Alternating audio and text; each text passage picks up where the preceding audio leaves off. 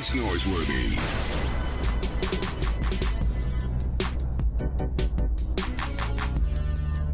Welcome in Monday of Conference Championship Week.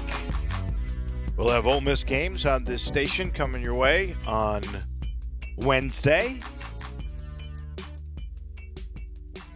I know we're going over brackets, and all I can tell you, Brett, is in the scenario of Memphis, although Penny Hardaway will disagree with me, this was the worst scenario that you could possibly get.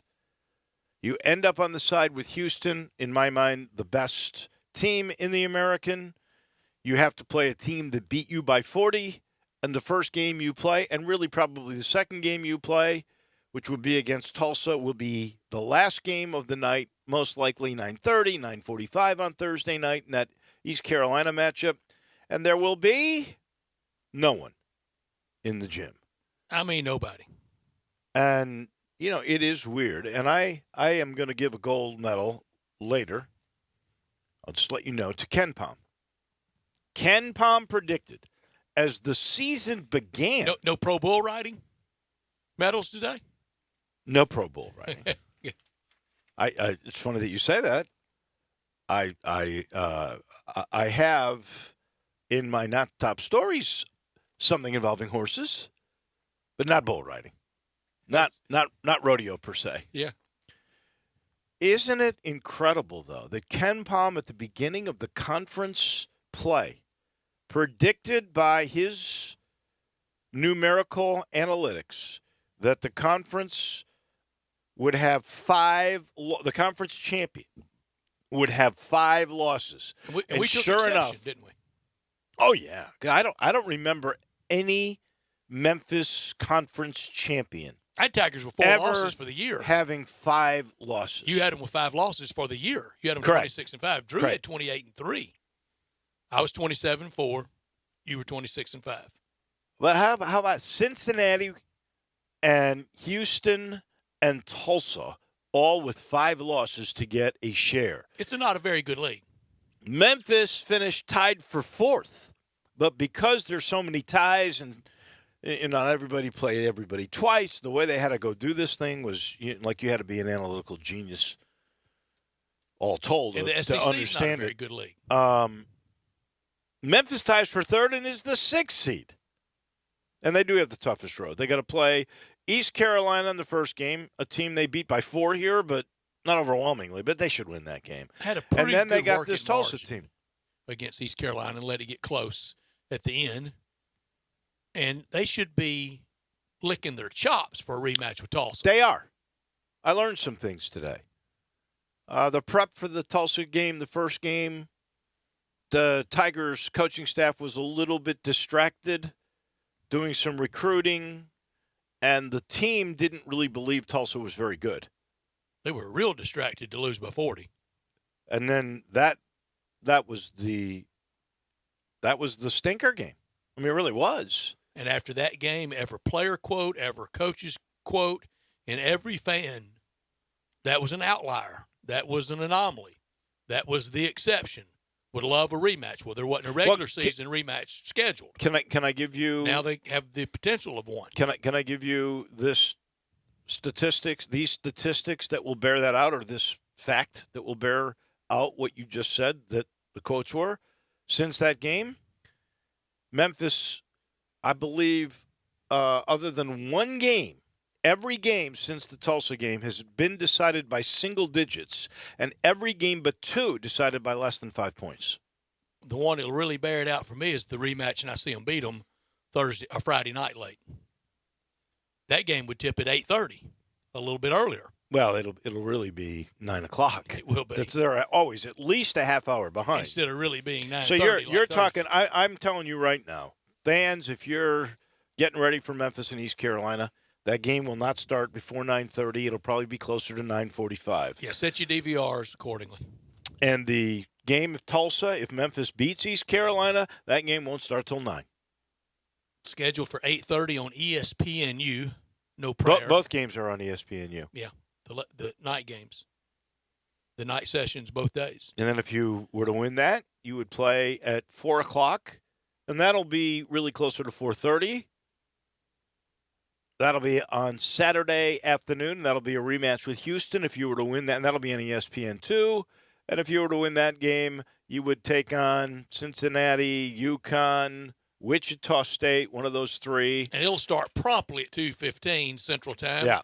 Because they want to get out for the bracket unveil. And that's on the real ESPN or ESPN1. Yesterday was on the real CBS, and the CBS announced team, Jim Nance, Grant Hill, Bill Raftery. So you weren't listening to me? I wanted to hear the crestfallen. Oh, my God. Dave, my partner. I listened to all your pregame. I promise you I did. I listened to all your pregame, but I wanted to hear, and it was an infomercial. It was a promotion for the University of Memphis. Really? They love this team. They were talking about the abundance of talent. I think Bill Raftery would quit his job right now just to be the agent for Precious Chua. What did Grant Hill have to say? And I say that because it's my understanding that Grant Hill is somehow involved with the IARP. Well, he talked about how he didn't mention that, but he talked about how close he was and teammate of winning a gold medal with Coach Penny Hardaway. Yeah, they were on the Olympic team together. In 96. I think they showed the team photo. Correct me if I'm wrong. He broke out his little penny doll. In 92? Bobblehead. Weren't they on the collegiate team that trained they with were, and he mentioned the Dream Team? And there's a rumor that team beat the Dream Team in one of the games, one of the practice games. Yeah, Charles Barkley said they all were so hungover anybody could have beat them. But yes, and he also talked about being in an all-star game or two coming up with him. They were linked forever together. Well, I'm not sure what the connection Grant Hill has, but I think he was involved somehow in the process, or there's some periphery deal with him and the decision to go with the IARP. I'm still unclear because I've read different accounts. One says it was the NCAA or the infractions committee that wanted this particular case to be there first. Two different accounts. And I think the commissioner might have said something today, Mike Oresco. He did. And insinuating that he's insinuating, and I think the AP story also insinuated that Memphis made the request for the IARP. I don't know if that ever gets cleared. Who knows? You know what? I will be disappointed if this new committee has the same kind of transparency that the NCAA has. You would think. Lack of, you mean? Exactly. You would think that this would be all much more out in the open because this is supposed to be total impartiality. Bright light of scrutiny. And scrutiny and fairness, hopefully logic, and I hope that it is. But if this is going to be behind doors secret and there's no appellate process, I'll be disappointed if that is the case. Kangaroo court to me. Well, we'll see. I don't know.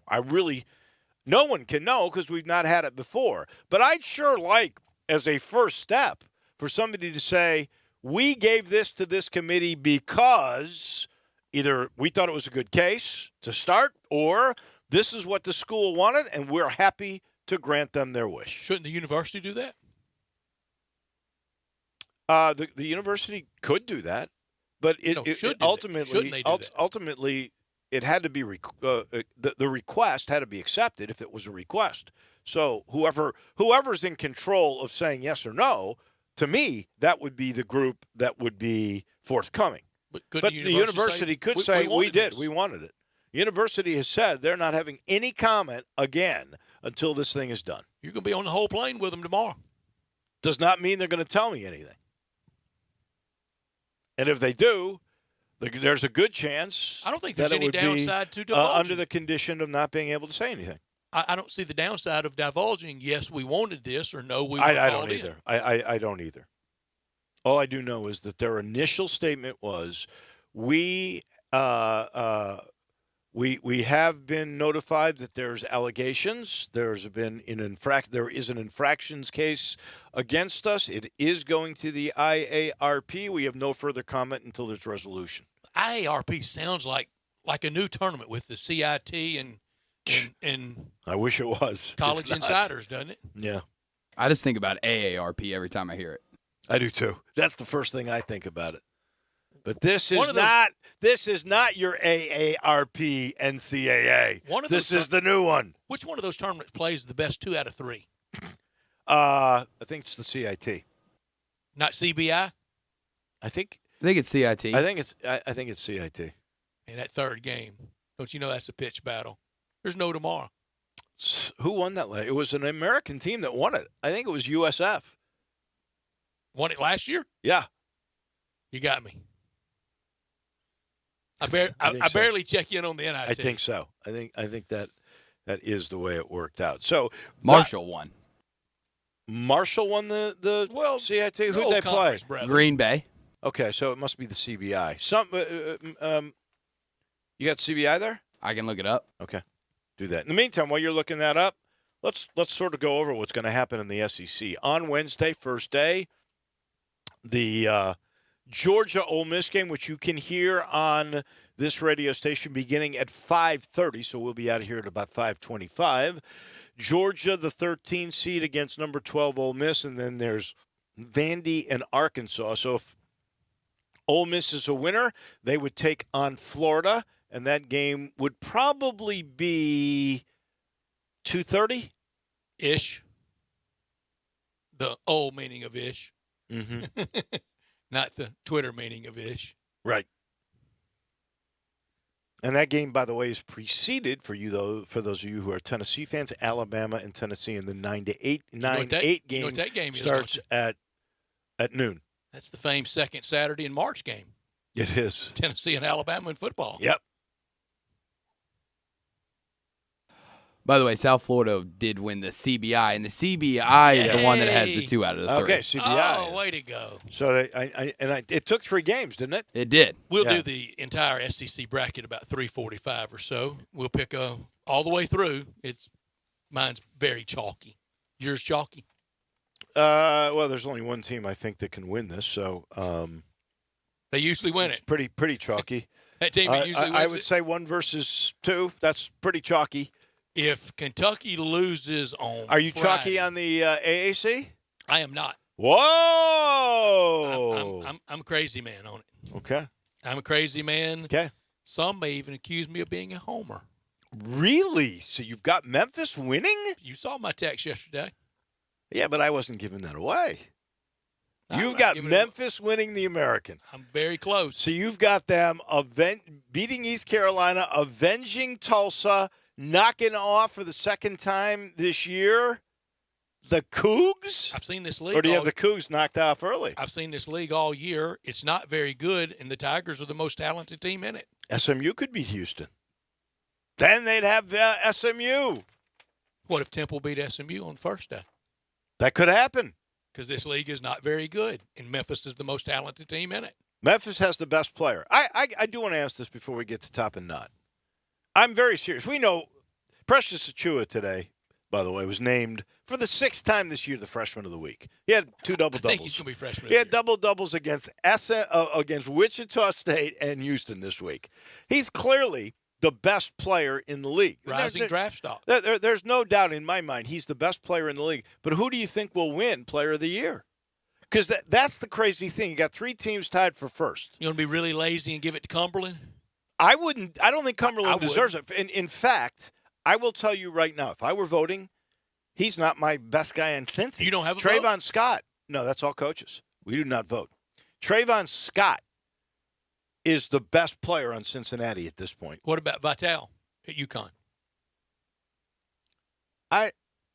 You know what? He's an up and down streaky guy. There's no way anybody from UConn would win it. Hey, how do you can't get more consistent than a double-double? That's what your average is. I think in league play now, he's like 17 points and 12 rebounds a game, Precious. If the Tigers got on a roll in Fort Worth and won the automatic bid, and Precious Achua had the big blockbuster first game, and they won, and even a decent game and a loss in the second round of the NCAA tournament, his draft stock's going to zoom up. that would be for some really lazy scouting staff in the NBA. The smart ones, they're going to draft him pretty high anyway. Remember what Jaren Jackson did in his second NCAA tournament game, his 1 year at Michigan State, 4 points? Mm-hmm. Grizzlies insiders told me they knew they had him then. They loved him having that kind of game. Right. Because they knew they had him at that spot. Well, you know what? If you watched yesterday, because let's be honest, Precious has not been a great outside shooting consistent I think player. He'll get better. Oh, yeah, he will get better because he works. He's a gym rat. I mean, he is a gym rat. He was good from the outside yesterday. He had 2 threes in that game. That's probably why Raftery was going crazy for him. Only thing I thought he did wrong is throw it to Boogie Ellis right before halftime. Take it to the rack, Wait, fouled. but the guy was wide open. I know, but Boogie Ellis Ellis is supposed to hit those threes. But wide open, you that knew. should have been a good-looking assist is what it should have been. It should have been, but it missed badly. This hour brought to you by Lexus of Memphis, 2600 Ridgeway, and online at lexusofmemphis.com. Call them at 901-362-8833. Lexus of Memphis offering the Golden Opportunity March Spring Sales Event. Great offers on all 2020 models and special lease options. If you've ever thought I'd look great in a Lexus, well, you will. And Lexus of Memphis will make sure you're in one of their beautiful cars. Driving luxury and confidence, knowing that every new Lexus comes with complimentary first and second maintenance services. Stop by today at Lexus of Memphis at 2600 Ridgeway and put yourself in the driver's seat of an all-new 2020 flagship LS500, and you'll be looking and driving in style. Lexus of Memphis, the highest standards in the industry.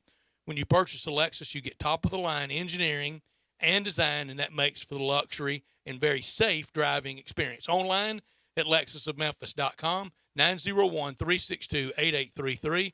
Experience amazing at Lexus of Memphis. Top story of the day. Well, that's the unveiling of the bracket that we saw last night, right about 5 o'clock after UConn and Wichita State were both winners. Wichita State in a decided way over a Tulsa team. So now we know. This was a rocky year, and the Tigers have a very rocky, tough path in the conference championship. And they'd have to win 4 games in 4 days. I've seen it done before, but it's never been done before by a Memphis team. I can tell you this right now. If they are to win, they have to fix 2 things they haven't fixed all year.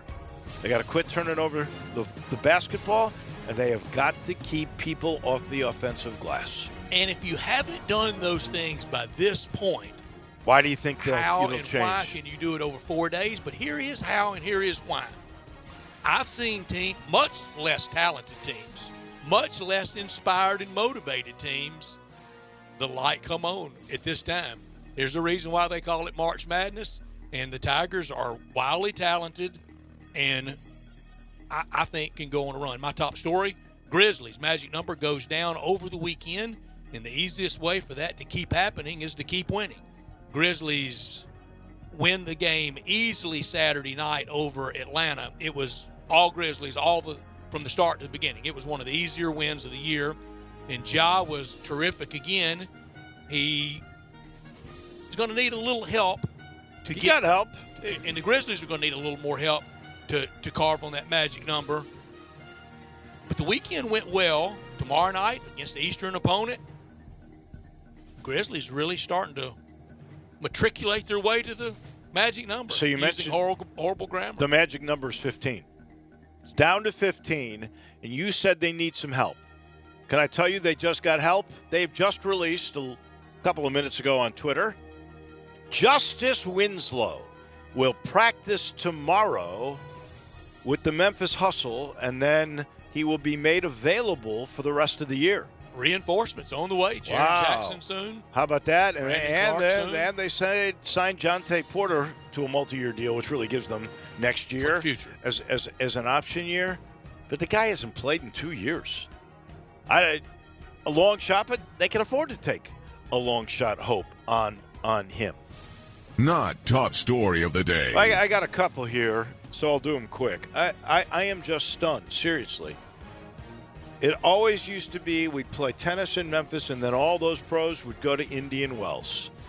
Well, they don't play in Memphis anymore, but they go to Indian Wells this time of year. They're not going to Indian Wells this year because of the coronavirus and because so many players are coming from overseas. It is an international event. The World Tennis officials have decided to cancel the event in Indian Wells. That is stunning. A major sporting event in this country has been canceled today. It is stunning. And then in horse racing, an international scandal going on. More than 24 people, including the trainer of Maximum Security, have been charged in a worldwide scheme to give a drug to horses. They called it blood building, which basically made them faster and opened them up to all sorts of trauma. And all you horse racing snobs, all three of you, that wanted to criticize us for being critical how the Kentucky Derby ended, clean your sport up.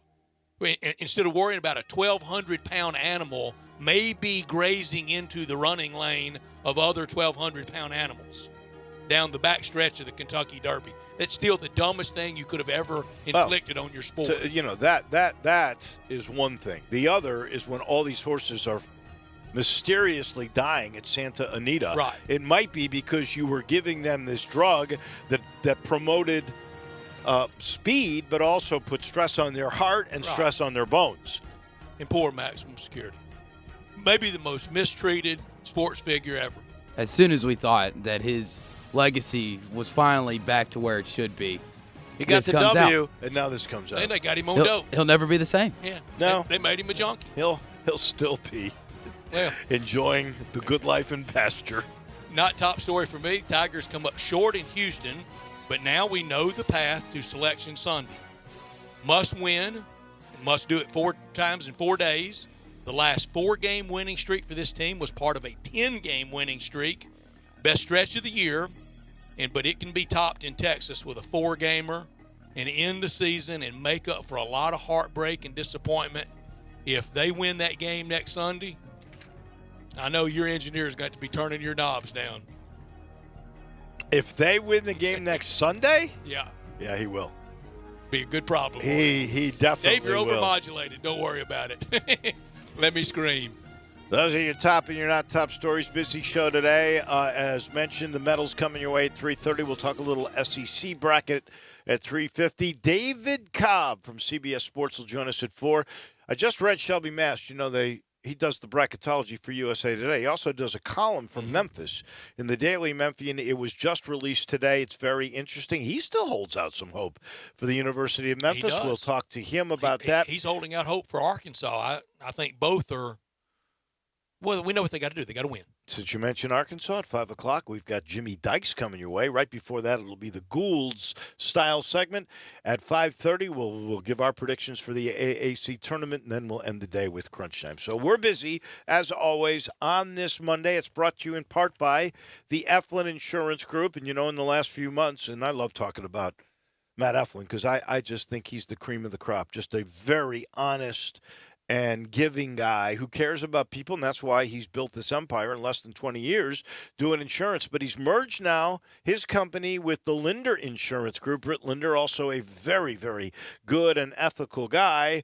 And that means we've got 300 years of combined insurance experience in one group. It also means you got access to a multitude of A-rated carriers, and they specialize in home, auto, umbrella, and small to mid-sized commercial accounts. We've got personal and we've got business. Not many insurance groups do that, but they do with the Eflin Insurance Group. They'll sit you down, treat you like family, go over all your priorities, whether it's personal or whether it's business.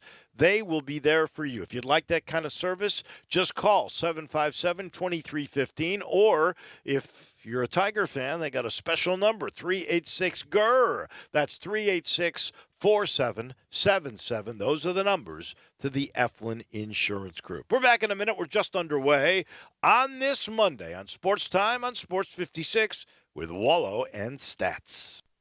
Start your day with Sports 56 Mornings with Peter Edmiston and CJ Hertz. Right here on Sports 56, 96.1 and 87.7 FM. Hi, I'm Troy Fiveash, owner of Fiveash Roofing. Can anyone explain to me why anyone would care how I measure your roof? We have all heard about measuring your roof from outer space. Well, to be honest, there are aerial pictures that are taken every 4 years that can be used to measure a building, but it's not from outer space. Besides, no one, and I mean no one, can tell you what's wrong with your roof or even if you need one by using pictures that might be 4 years old. If you would rather do business with a family-owned and operated business with a lifelong tie to Memphis that refuses to mislead or use gimmicks, please give me a call. Best products, best warranties, and the best customer service we know how to provide. Fiveash Roofing, proud partner of the Memphis Tigers and the official roofer of the Memphis Tigers home team. Fiveash Roofing, fair, honest, and ethical. 367-0050 or memphisroofer.com. 367-0050 or memphisroofer.com. Fiveash Roofing, it's what we do. We're here for you. It's game on at the new Moneyline Book Bar and Grill inside the Gold Strike Casino Resort. Now you can bet on all of your favorite sports and watch the games on 60 HD TVs while you lounge in plush seating and enjoy craft beers, signature cocktails, and great food. Plus, don't miss the Topgolf Swing Suite, a virtual reality experience with a variety of fun interactive games every sports fan will love.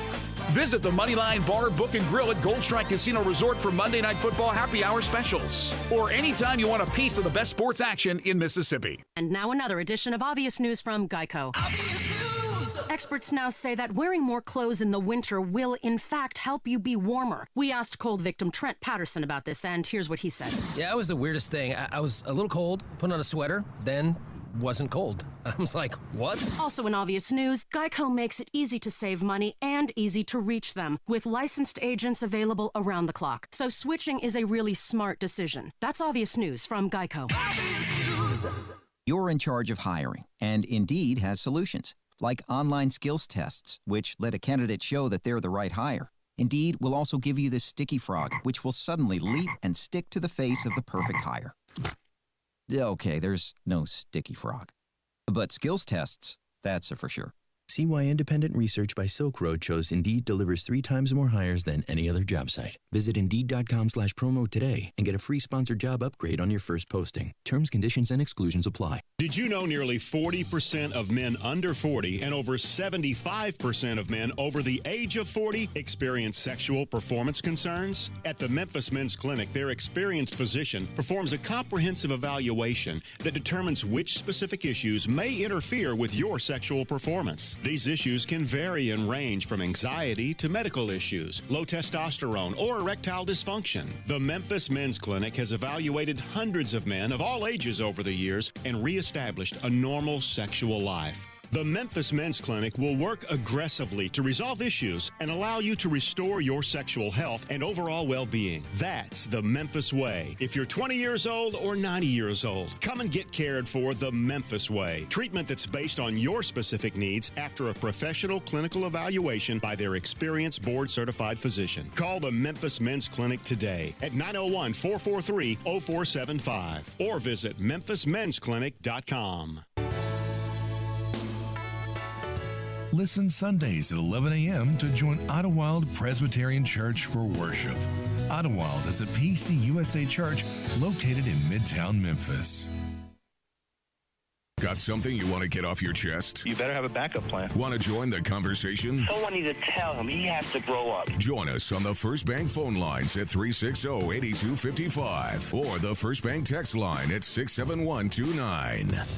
Now, back to Sports Time on Sports 56 with Wolo and Stats. This hour of Sports Time is brought to you by Lexus of Memphis. Here once again are Dave Woloshin and Brad Norsworthy. We like to party.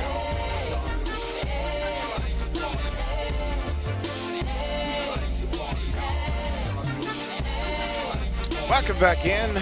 Wolo and Stats with you on a Monday where we just sort of sketch out what exactly is going on. And as we do, we give the medals of the weekend, those that did good and those that did not so good. Let's start with the bronzes. I'm going to give a bronze medal to the 901 FC fans. Did you see, Brett Norsworthy? They had a record crowd, about 8,500 at AutoZone Great Park. crowd. This is up against the Grizzlies. Grizzlies had a good crowd. And the Grizzlies had a good crowd. And it is exactly what I've said now since I first started going to 901 FC games. Their crowd, their culture is totally unique. It is not the usual Memphis sports crowd. Therefore, any competition, Memphis basketball, Memphis football, Grizzlies basketball, doesn't matter. They have their own passionate group of fans, about 8,500, and that's a sellout. That's their deal. All it'll hold. That is their thing. So I just tip my cap to those fans because this is their game, this is their team, and they're coming. I think that is outstanding. I got to give a bronze medal to. How'd we do in the game? I didn't see. They lost 4-2. I didn't know that. I didn't know. Lost 4-2. Give up 4 goals. And one of the bugaboos that they had, I could put this in Russ, but I'm sort of limited. Sounds like they need a goaltender. You'd almost think that. I don't know if somebody would text us that went to that game, tell us what you thought about Tim Howard's performance, because he did give up 4 goals. I know Tim Mulqueen, though, basically sort of blamed that on the defense, not on his owner, Tim Howard. Very smart. But the same old bugaboo. Last year, they would, at the last 5 minutes of our half or into stoppage time, they would give up critical goals. Did you go? That happened in this game. No, I had softball. That happened in this game. It was literally 2-0, 2-0. And there was a goal scored in stoppage time before the half. And that gave momentum to the Indy 11. They do stoppage time before the half? I thought that all was done at the end of the game. No. Both halves. Okay. Come on, I thought Brad. you went to a game last year. It's only the world's game. Come on. You we went gotta to know. 2 games last year and you didn't know that? They both were 1-0. Doesn't matter. There was stoppage in both games. I don't know. I noticed that.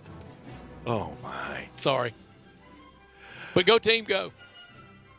I'm going to give a bronze medal to the Los Angeles Lakers. I mean, you couldn't Just a ask for a bronze? better weekend. They beat Man. Milwaukee. Yeah, because Hear these goals. I got news for you. This is still 15 games left in the regular season. You think the Clippers or the Bucks were like going crazy? They had a good week. That was a great week. You beat those two. You hadn't beaten the Clips all year. That is really, really something. I am going to give a silver medal, actually 2 silver medals, to Tyrell Hatton, who won his first PGA tournament, and to Ernie Els, who won his first senior What's Artie Els out there doing? Trying to take money out of Doug Barron's pocket? He is. Exactly. And go pick on somebody Sean your own McKeel. size. We actually had, from our area, this is how great golf is in this town. We need some new generational guys coming up. We got Rachel Heck, actually. She'll be a star. We got in a the couple out LPGA. there on Corn Ferry. Thornberry and Grant Hirschman. They got to come up. Mm-hmm. But we got 3. You got Lauren Roberts was in this tournament this week. Was he? I didn't know Sean that. McKeel and Sean and Doug Barron. Doug Barron, yeah. Well, Ernie Els a swing. I got to give Timeless, you mentioned Morant, who was great. I'm going to mention. I'm giving a silver medal to Jonas Valanciunas. He had his 37th double-double of the year. He had 27 points and 7 rebounds. How hard? The 32nd double-double. Would the Raptors make that trade today? And it wasn't just Yes, Mark they would. for Yes. Jonas, but yes. Did they win the title last year? They did. Did he contribute He a did. bit? Yes. They would make that trade today. You'd make any trade that guaranteed you a world championship, especially your first one. Could they have won it with Jonas? We'll never know. We'll never know. No, I think there was Time to shake things up. a toughness about Mark that they wanted out there. And Did you see Mark probably last night? Mark against Sacramento? And Mark's a better passer than Jonas. He looks more like Lausanne Mark than he did the last few years here as Lean Mark. Really? I didn't notice that. Well, he got hurt earlier this year, which means you couldn't work out like you were, and you are getting a little older, and you've done just about everything you possibly can in that game. So I'll never forget the first time I saw him. The idea of him being a legendary NBA player. I say Hall of Famer. Is he? Let's be honest. I mean, if we're really truthful here, the first time I ever saw him, He was that high school kid. I was with you. We were sitting together at the Grizzlies game at the Pyramid, and they said, that's Pau Gasol's little brother. And I thought, he'll never play up down. He wasn't good enough to make White Station. That's why he went to Lausanne. He originally worked Terry out with almost White killed Station. him in the workout. And he said, And of course, they won a state championship. He had Jerry West kid over there, too. But worked out. Yeah. I get to give a gold medal, speaking of working out, to that high school. Lausanne and to Moussa Cisse. They won the Division 2A title in a good game over a local school, FACS. 54-44 your final. And almost a triple-double for Cisse. He was the MVP. He had 15 points, 10 rebounds, and 9 blocks in the game. Mike Keith did that game, and he loved Moussa Cisse. We should. In that game. He should. Your positive medals? Bronze, Big Ten will get a lot of bids. Maybe 10, as in Big Ten. Maybe 11. But who are you really scared of? Who's going to win it out of the Big Ten? Do you see anybody?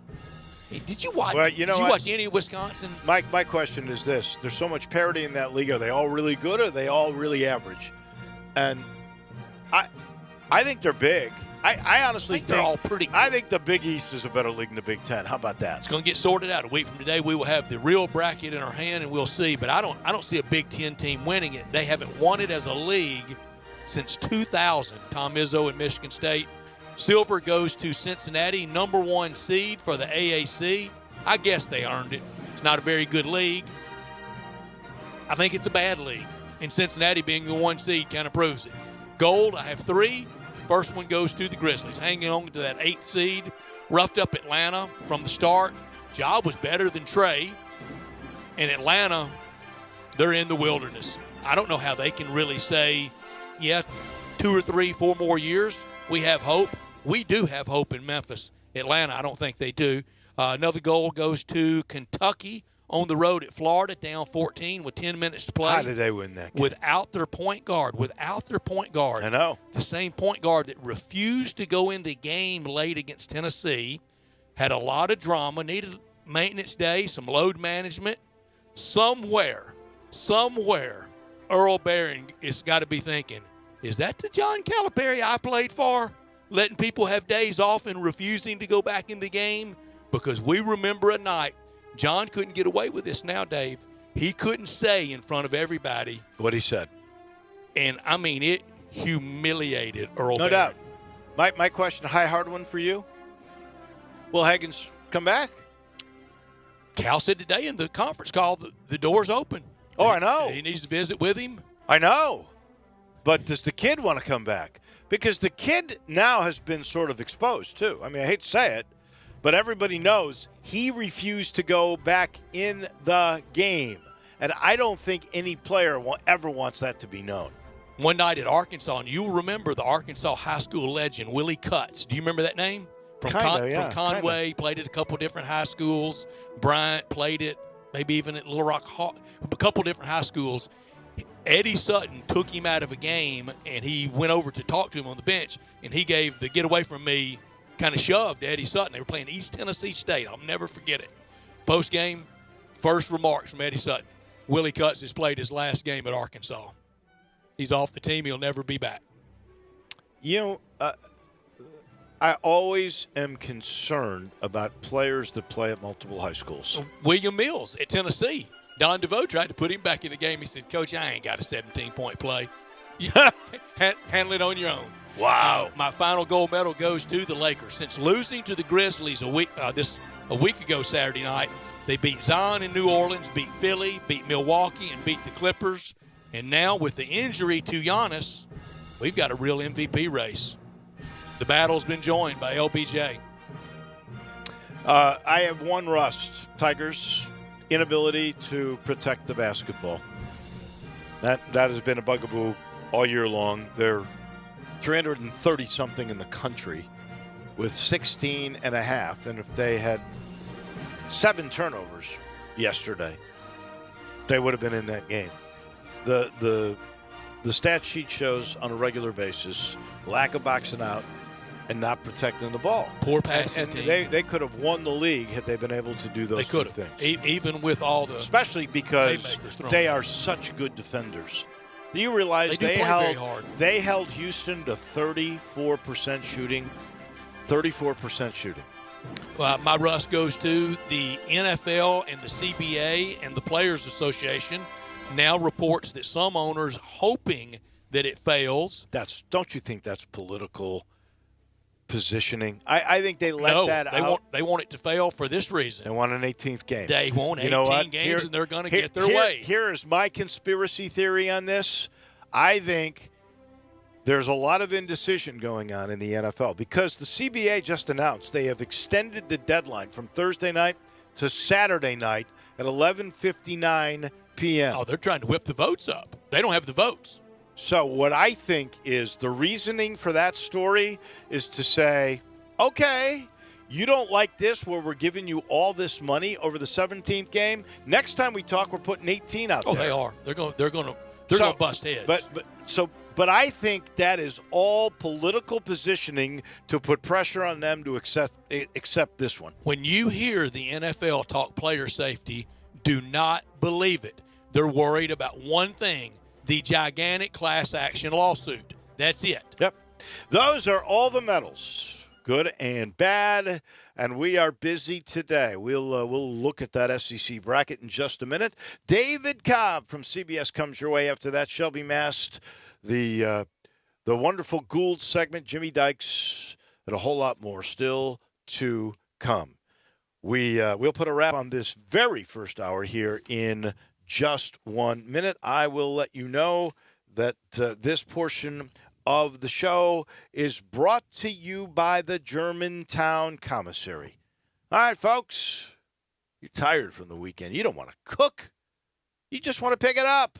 Can't get any better ribs. Can't get any better shoulder. Can't get any better tamales. Can't get any better chicken, whatever you want. It's right there at both the commissaries, the Germantown Commissary or the Collierville Commissary. The Collierville Commissary, so easy for everybody, right there at Houston and Poplar Levee Road, and it's got the drive-thru. That's the best invention ever. It's got the drive-thru, and it's always being used, I can tell you that, because the food is so good. You still can go and stop by and say hello to the people in Germantown. They're still there. Don't forget them. And if you live in that area, it's convenient. But, oh, my goodness, what a palace this new one is, the Collierville Commissary. Go get some ice box lemon pie and tell him Stats sent you, because that's the dessert he really loves. I like the banana pudding. Anyway, you're in heaven when you walk into either of the commissaries, Germantown or Collierville. We are back in just a second. This is Sports Time. It comes your way on Sports 56 with Wolo and Stats. We are Sports 56 WHBQ. Listen to us daily on AM 560, 96.1 FM, or 87.7 FM. The lights are on. The games have started. And now you can place your bets at the casino that's closest to Memphis. Southland Casino. Regular season and postseason. Tournaments and playoffs. Championships and finals. The biggest games are at the best spot to place your bets. Southland. Plus, big screens, great bites, and cold brews. Come make your sports bets now at Southland Casino. Must be 21 plus. Play responsibly. For help quitting, call 800-522-4700. It may not be stomach issues. For me, it's intense gas, or pain, or diarrhea, sometimes all at once, over and over. I spent years with the symptoms, but could never figure it out. No matter what I did, they never went away. So I decided to break it down for my doctor and get really specific about my symptoms. We discovered that exocrine pancreatic insufficiency, or EPI, may be the reason for my stomach issues. EPI is caused by my pancreas. It leads to diarrhea, gas, bloating, stomach pain, unexplained weight loss, and oily stools. The symptoms just don't go away. But EPI can show up with even one symptom. The good news? EPI is manageable. But to get to the right diagnosis, you have to break it down for your doctor and get specific about the severity of your symptoms. Visit identifyepi.com to learn more and use the symptom checker to help change the conversation with your doctor. Brought to you by AbbVie. Step up your wings game at East Coast Wings & Grill. With 60 wing flavors and 7 heat indexes, do you have what it takes to turn the heat on your wings up to insanity? East Coast Wings & Grill is family friendly with a large variety menu to satisfy the whole bunch. Sign up today for their loyalty program and taste the rewards. For every $1 you spend, you collect a point. Earn 100 points and receive a $5 reward. Next to Lowe's off Highway 64 in Bartlett, come try America's best wings at East Coast Wings and Grill. Listen up, Rebel fans. You can now listen to Rebel Yell Hotline on 87.7 FM or on the web each and every Monday from 6 to 7 p.m. If you can't listen to 87.7 FM, Sports 56 has made it possible to listen online each and every week. All you have to do is go to sports56whbq.com and click on the Rebel Yell Hotline banner to listen. That's Rebel Yell Hotline each and every Monday night from 6 to 7 p.m. on 87.7 FM or on the web at sports56whbq.com.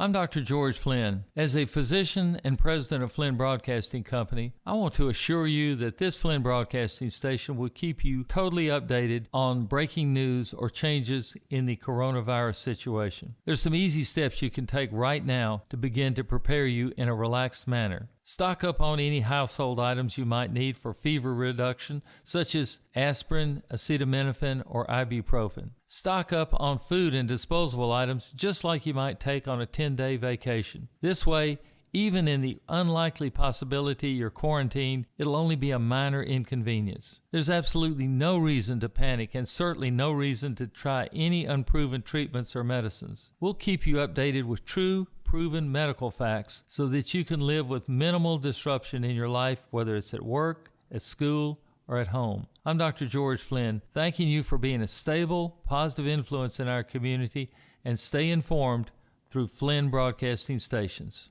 Now, back to Sports Time on Sports 56 with Wolo and Stats. This hour of Sports Time is brought to you by Lexus of Memphis. Here once again are Dave Woloshin and Brad Norsworthy. What I'm saying is, this is the anthem. Throw all your hands up. Y'all got to feel me. Sing if you're with me. Yeah. So wanna be just like you. Back at the Family Leisure Studios. Time to take a look. A little dive into the SEC bracket, which, of course, the very first game right here on Sports 56, 87, Wednesday night. 7 and 96.1. Wednesday evening, I think broadcast time 5:30. David Kellum on the call. Ole Miss and Georgia. Anthony Edwards for the Bulldogs. And, of course, the Ole Miss group led by Kermit Davis. Brian Tyree. Big fall from last year. It is. What were they last year? They weren't the 12th seed. They won 10 games in the league this year, only 6. He's won 16 in 2 years. And I think on the day he was hired, promising 16 wins over 2 years, you would have signed up for that. I think the proportion of it would have been 6 or 7 last year, and 10, and then 8 or 10 this year, or around that to get to that. I've got Ole Miss winning, but I don't feel great about it. Look, it's the 12-13 game. I've got Ole Miss winning that game. There was nothing about Georgia that impressed me whatsoever when they were here, including Edwards, because all I saw was a guy who was a volume shooter, a decent driver, but didn't blow me away. Who you got, Drew? I got Ole Miss as well. Vandy and Arkansas in the nightcap. Boy, it'll be friends and family at that one. Really? Who? I don't know. Will anybody really be there? No. And Arkansas in this year of which is we're crazy back, because Bud Walton rocking, beat Indiana at Assembly Hall, couldn't wait for the Kentucky game, and they're playing on Wednesday night. How much are you back if you play on Wednesday night? Don't tell me about injury, Razorback fans. I'm with you. Cry me a river. Everybody has that. I You're agree. playing on Wednesday night, and in the 21st century, only Georgia has won less NCAA tournament games than Arkansas. I got the Razorbacks winning over Vandy. I don't think it'll be a problem. I believe in Musselman. I do too.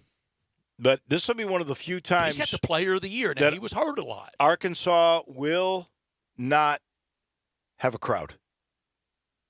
No. This isn't going to be like the old days. No, not it's like when they had him since at so. Reunion, and they called that Barnhill South. Barnhill South. And you've seen it reflected in the SEC kind of permanently going to Bridgestone Arena to basically accommodate Kentucky fans, and Arkansas is just not bringing anything close like they did when they first joined. I got Arkansas. What do you got? Another show sweep. Give me the Hawks. All right, to the top on Thursday. I got Tennessee beating Alabama. I agree. I've got Florida beating Ole Miss. I agree. I've got Drew. I got Tennessee. I'm going to say Ole Miss beats Florida, though. Woo. I think they make it to Friday. Okay. No Kerry Blackshear for Florida.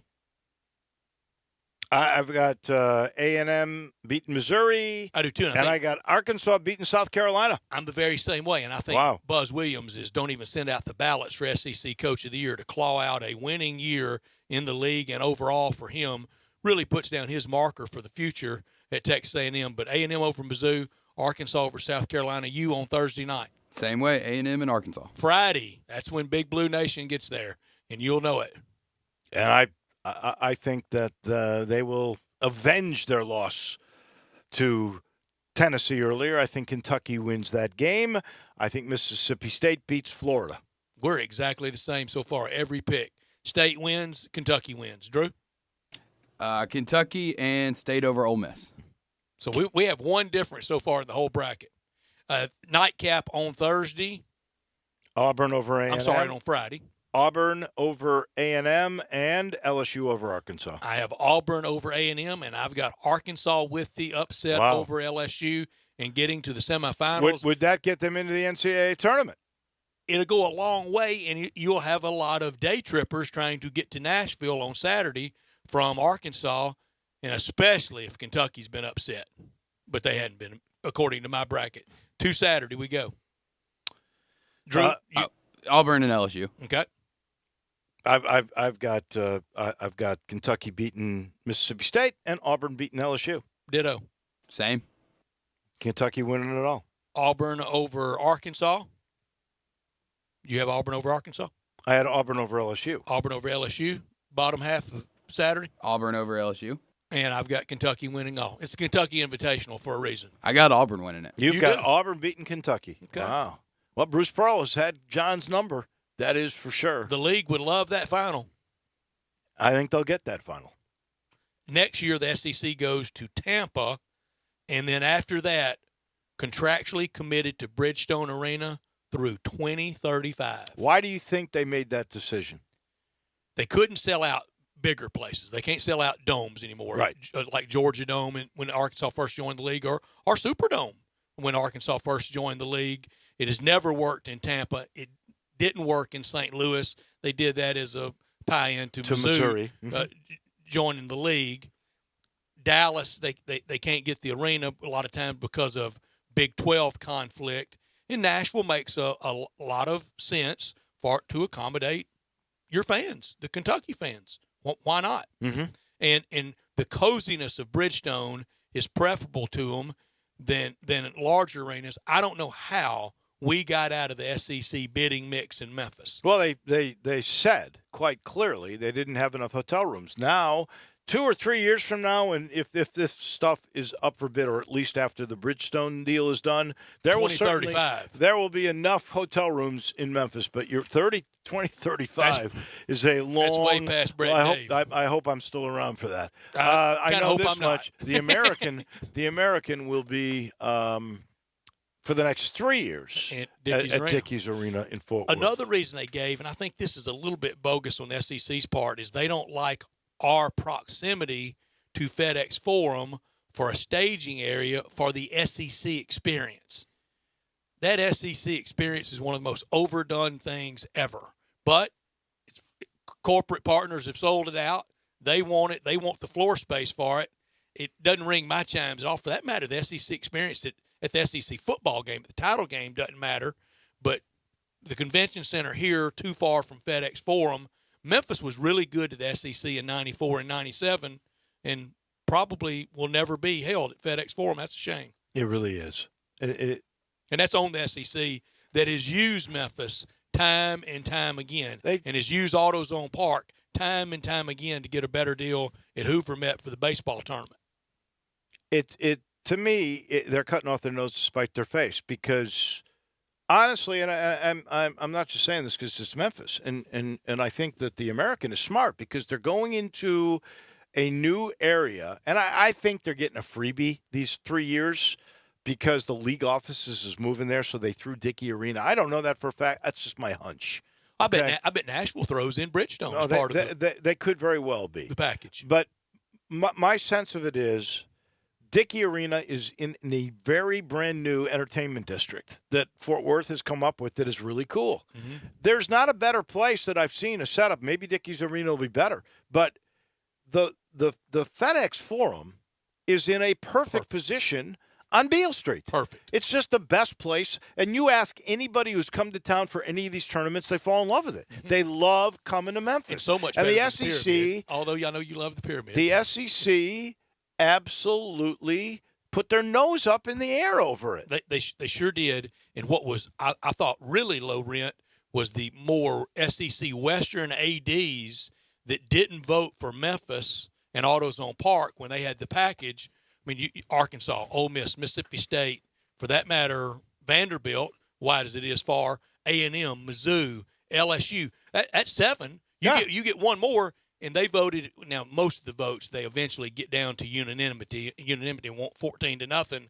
But the SEC Western ADs, you should have been voting for your fans' proximity instead of Hoover Met. Yeah, no question. You did your fans dirty. Yep. Is your company going through a merger or downsizing? You feel your job's in jeopardy? Don't delay. Call Pro Resume, the #1 source for professional resumes in the Mid-South. They've got award-winning resumes for over 25 years. They build them, too. They really do. Rob Ritchie goes through everything to make sure you look good. Don't gamble with your future with anybody else. Go to proresume.biz or call 685-1950. The fastest way to a new job is Pro Resume. We are back in a minute. And David Cobb's going to join us. He always does on Mondays right here on Sports Time on Sports 56 with Wolo and Stats.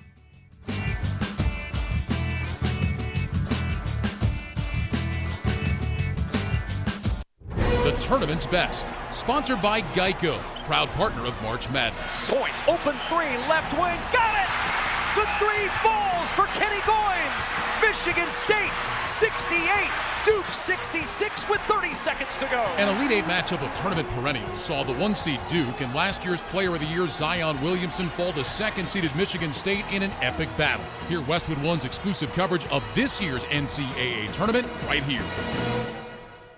I have to go to the gym and untangle my headphones while warming up on the treadmill. And I'll finally untangle them 4 miles later, at which point I'm going to be real tired. Oh, yeah! Motorcycles make everything exciting. And when Geico makes it easy to switch and save on motorcycle insurance, it's even more exciting. And once I put my headphones in, I realize my phone's dead.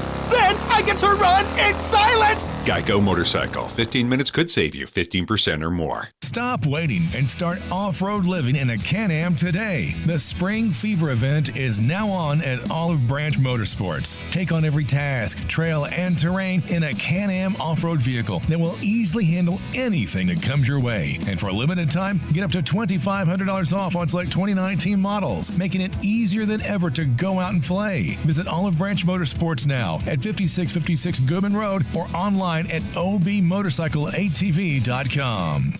Mid-South Power Distributors is your source for all things diesel. For more than 26 years, they've supplied all the diesel parts that you need, from simple repairs to complete overhauls. They have it all. Whether it's heavy, medium, light duty, agricultural, marine, or off-road, Mid-South Power is the leading source for all things diesel. Fuel injection, turbochargers, engine parts, alternators, starters, and brakes. They can supply all the parts and services you need. Stop in today at 3250 Mill Branch Road in Memphis or call 901-396-0710.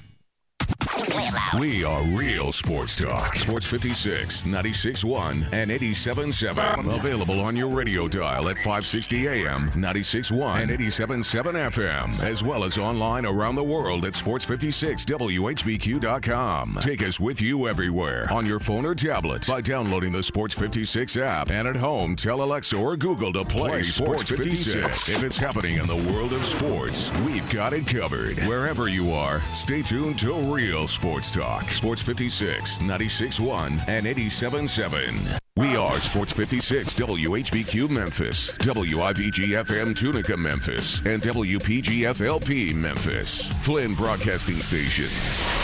Now, more of Sports Time on Sports 56 with Wolo and Stats. This hour of Sports Time is brought to you by Homer Skelton Hyundai. Here once again are Dave Woloshin and Brad Norsworthy.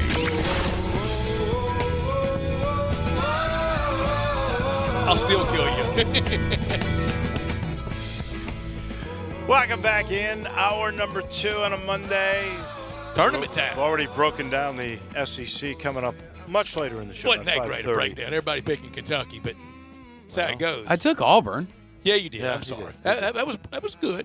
I'm sorry. That was Thank bold. you. What's the other fella look like? That's what we want to know. Well, the other wall, it looks pretty bad. It's got a lot of my blood on it.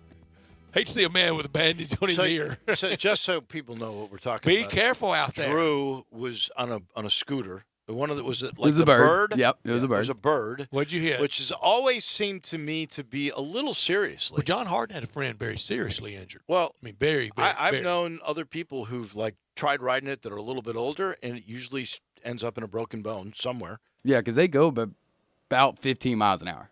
And I saw Rob Fisher and Philip Dean on one in Atlanta at Media Days a few years ago, and I told them both, "You're both not athletic enough for this." What'd they say? Ah, we're fine. Everybody thinks they're fine until Can I just say this? I thought I was fine too. Our friend Philip Dean, he was crazy enough to do that thing, that Battle balls, and went up against Doc Holliday, and that did not end well. Mr. In Battle fact, Balls. it ended the battle balls competition it did. at FedEx Forum. John Harden's friend is paralyzed from it. Very, my gosh. very, very grave matter. That we're not, John. You know we're not chuckling about that. No. But for Drew, we are chuckling. Yeah, you because can. you were okay, but you can laugh you at my got to be expense. careful. You hit a wall. With Yes, that they thing. should have. They should have breathalyzers on them. For one, Whoa, just now to throw that out there. I yes. do want to know this. Did the wall just jump up? How do you hit a wall? If you said you hit a curb, I could say, okay, just a little variance off. I think it's all a little blurry, wall? but I think I swerved to miss like a bottle or something on the sidewalk, and then just hit the wall. And I think John's friend hit.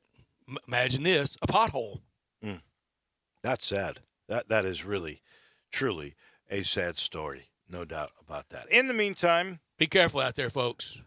We're going to make it through all this virus and birds. And a good story is David Cobb, who went from the Grizzlies beat, where they were terrible, to this CBS sports bid. College basketball's great. Sports gig, and college basketball is about as fun as it gets right now. So we've made our predictions in the SEC. We're going to make ours later for the American bracket.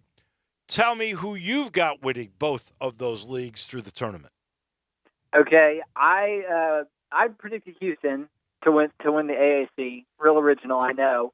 But in the SEC, I deviated. We have a panel of like 6 or 7 experts, or quote experts, who picked games, picked the tournament winners today, and I was the only one who didn't pick Kentucky, and I picked Auburn. And I didn't think I was being that original with that selection, but you were I guess Drew. I was. You were like Drew. How far do you have Memphis going? You know what? I'm really excited for that potential second-round game with Tulsa, because if for no other reason, getting to see them play Tulsa again will be fun. Because ought to be itching for it. Yeah, they better be. I mean, I'm sure they are. And so if nothing else, if this week doesn't go down in the history books for Memphis basketball, if you get a win over Tulsa, I think that's something that you can kind of hang your hat on going into whatever is next, be that the NIT or whatever. So I'm excited for that game. I think Memphis can win that game. And then it's Houston, who you're 1-1 against. So I think this Memphis team will pull it together and beat Tulsa, because Tulsa's good, but they're really not that good. And Memphis was humiliated by them last time, and I think they're playing well enough, especially defensively. I mean, Memphis is playing pretty well. I don't think Tulsa is going to score 80 points on them again. I think Memphis will win that game, and they'll at least get to the semifinals. And I don't know that I love them on a neutral court against Houston, so I guess I'll stop it there. But like I said, they're 1-1 against Houston this year, so you never know. This AAC is totally up for grabs. I mean, there's not a dominant team in the AAC, and so I mean, anything could happen in that tournament. There's a dominant player, though. There is. Brett likes to say that this is a bad league. Do you agree with that? It's not a great league. It's been better I before. like to say it. I've said it repeatedly, though, and I've thought it since about February 5th. Right. I don't mean that you like saying it. Your opinion I is repeatedly it's not say very it's a bad good. league, David. I mean, there's a disaster scenario where this week ends and the AAC is a one-bid league. Sure I is. mean, it's not likely, but it could happen. If Houston wins the whole thing and they take the automatic qualifier, I mean, Cincinnati and Wichita State, I don't think are sure bets yet. Well, they're in almost all the bracketologies I see. They're both those Cincinnati and Wichita State are the last four in. But let Gonzo happen around college basketball, kind of like Northern Iowa, David. Northern Iowa hanging out there for Arkansas, Mississippi State, Memphis. That hurts them. Oh, yeah, it does. There's no doubt. Another one to watch tonight, if you're a fan of a bubble team, you really want ETSU to beat Winthrop tonight in the Southern Conference Championship game, because if Winthrop wins that one and the committee looks favorably upon ETSU's resume, there could be another league that is traditionally a one-bid league that gets 2 teams in. So you probably want to be rooting for ETSU to take care of business tonight. And there will be a number more of those, or maybe not a number more, but at least one or two conferences that could play out in a similar fashion this week. Anybody coming out of Thursday at the SEC tournament to be a automatic qualifier that would hurt, that would be bid thief? The Thursday group, I mean, Florida's kind of the obvious team that sticks out to me. They're in anyway, I think. I mean, are they? I mean, I think. I mean, they're safe as of now. If they were to lose to Georgia or something, maybe not. A second loss to Ole Miss, a second 20-point loss to Ole Miss. But you know why they're in? Michael White's dad's the chair of the committee, Kevin White. I didn't even realize that. That's an interesting fact. That is very interesting. If they were to lose to Ole Miss in that Thursday matchup, would that knock Florida out? I think it should. They're not very good. Especially if Arkansas gets all the way to the semifinals like you've got it, there could be some flip-flopping going on. It could be. And if Mississippi State gets all the way, plays good against Kentucky in the game on Saturday. Because I've been looking at a lot of NIT bracketology today. More than I care to. Where Memphis is anywhere from, in most places they're a 1 seed. Yeah. I've seen them as a 2 seed. I've seen them as a 4 seed. But every bracket setup I see them in, there's Mississippi State in the same side. So they would play either in Starkville or in Memphis in the third game. And they could flip themselves out if they make a good showing in this. Don't you think, David? Yeah, Mississippi State, of the teams that are currently on the outside looking in the SEC, they're the team with the best chance to play their way in this week. One, I think they did themselves a favor by clinching the bye. I mean, obviously, you'd rather beat Ole Miss and get the bye in the SEC tournament, which is what they did on Saturday. And so, I mean, they could end up having to play Florida on Friday in the quarterfinals. And I mean, that if they win that one, I think Mississippi State's in really good shape. If Mississippi State loses and they end up on the wrong side of the bubble, I mean, the SEC could be looking at only having 4 teams, or disaster scenario. If Florida has a poor showing as well, maybe they fall off the bubble. LSU is not as safe as it seemed like they were for most of the season either. I'm thinking, 4 probably for the SEC, but it could be as few as 3 or as many as 5. But if Mississippi State ends up in the NIT and that scenario occurs, well, I would be really excited, as would a bunch of NBA scouts, to see Reggie Perry against Precious Achiuwa. That would be a fantastic matchup. It would be. David, the whole sports world, the entire world, we're kind of hanging on COVID-19, the China virus, the coronavirus. What do you think would have to happen? Because when we go back to September 11th, kind of the last big national and indeed international emergency with how air travel was so affected, it was on a Tuesday. That Wednesday and Thursday we were still all so numb. The national prayer service that Friday.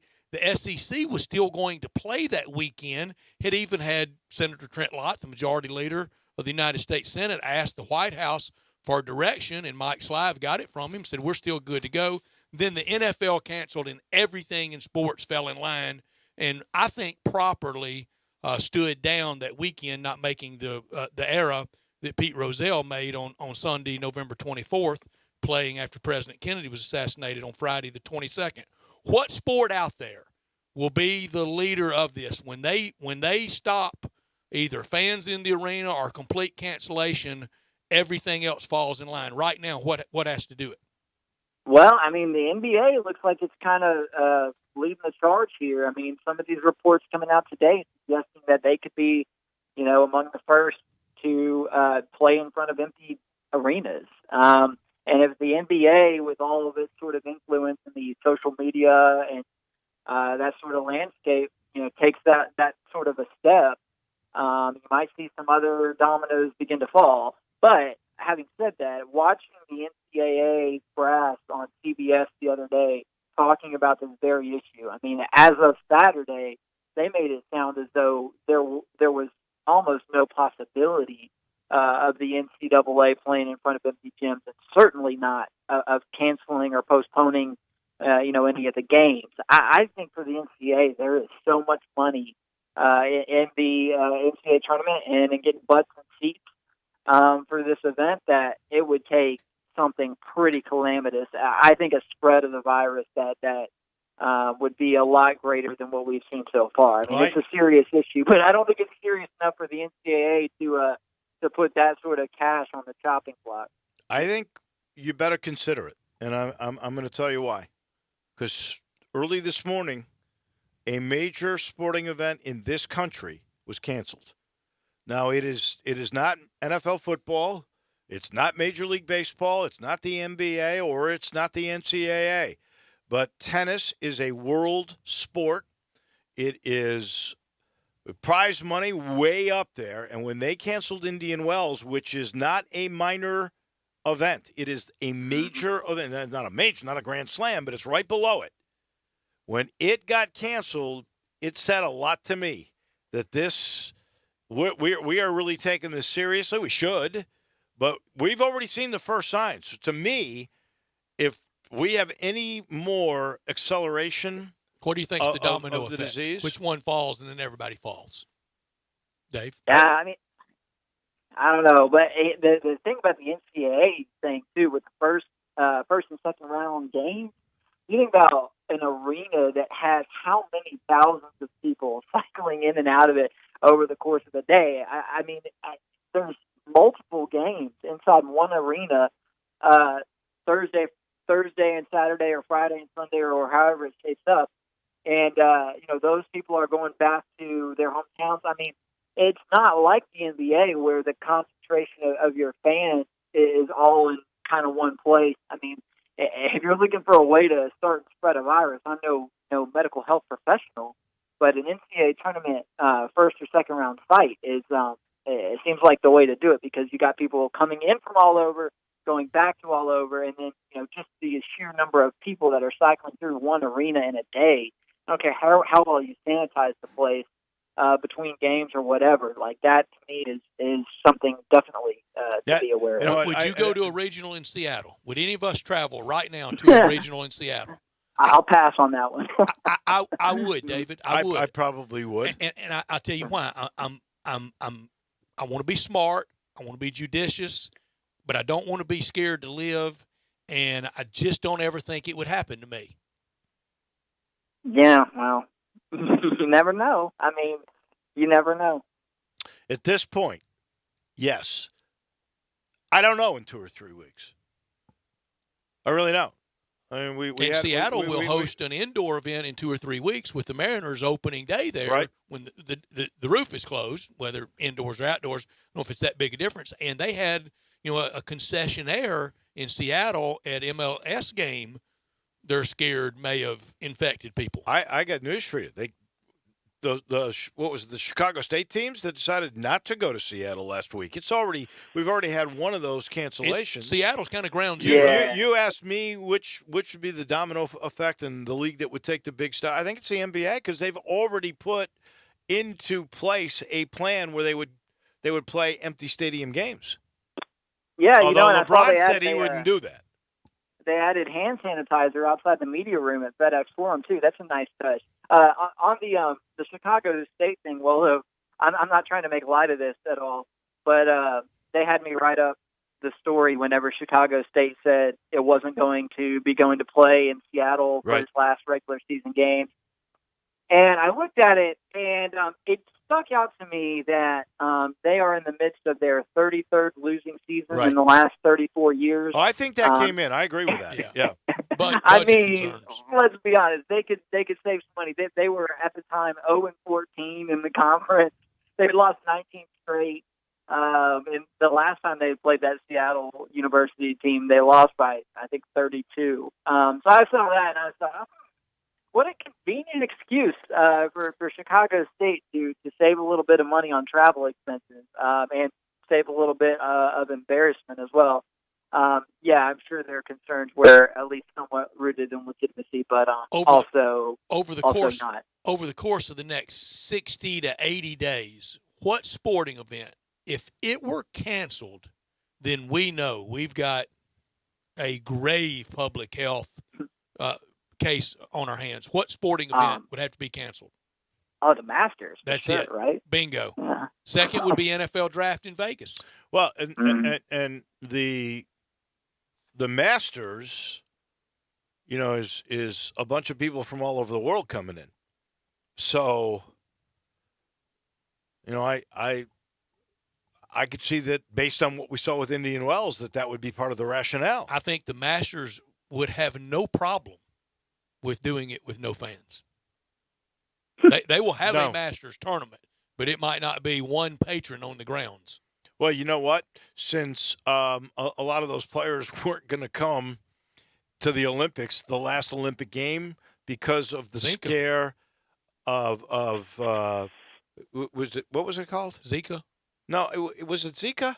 Was that? Yeah, I think. There's always a scare. Right. Well, because of the Zika, they were worried about going.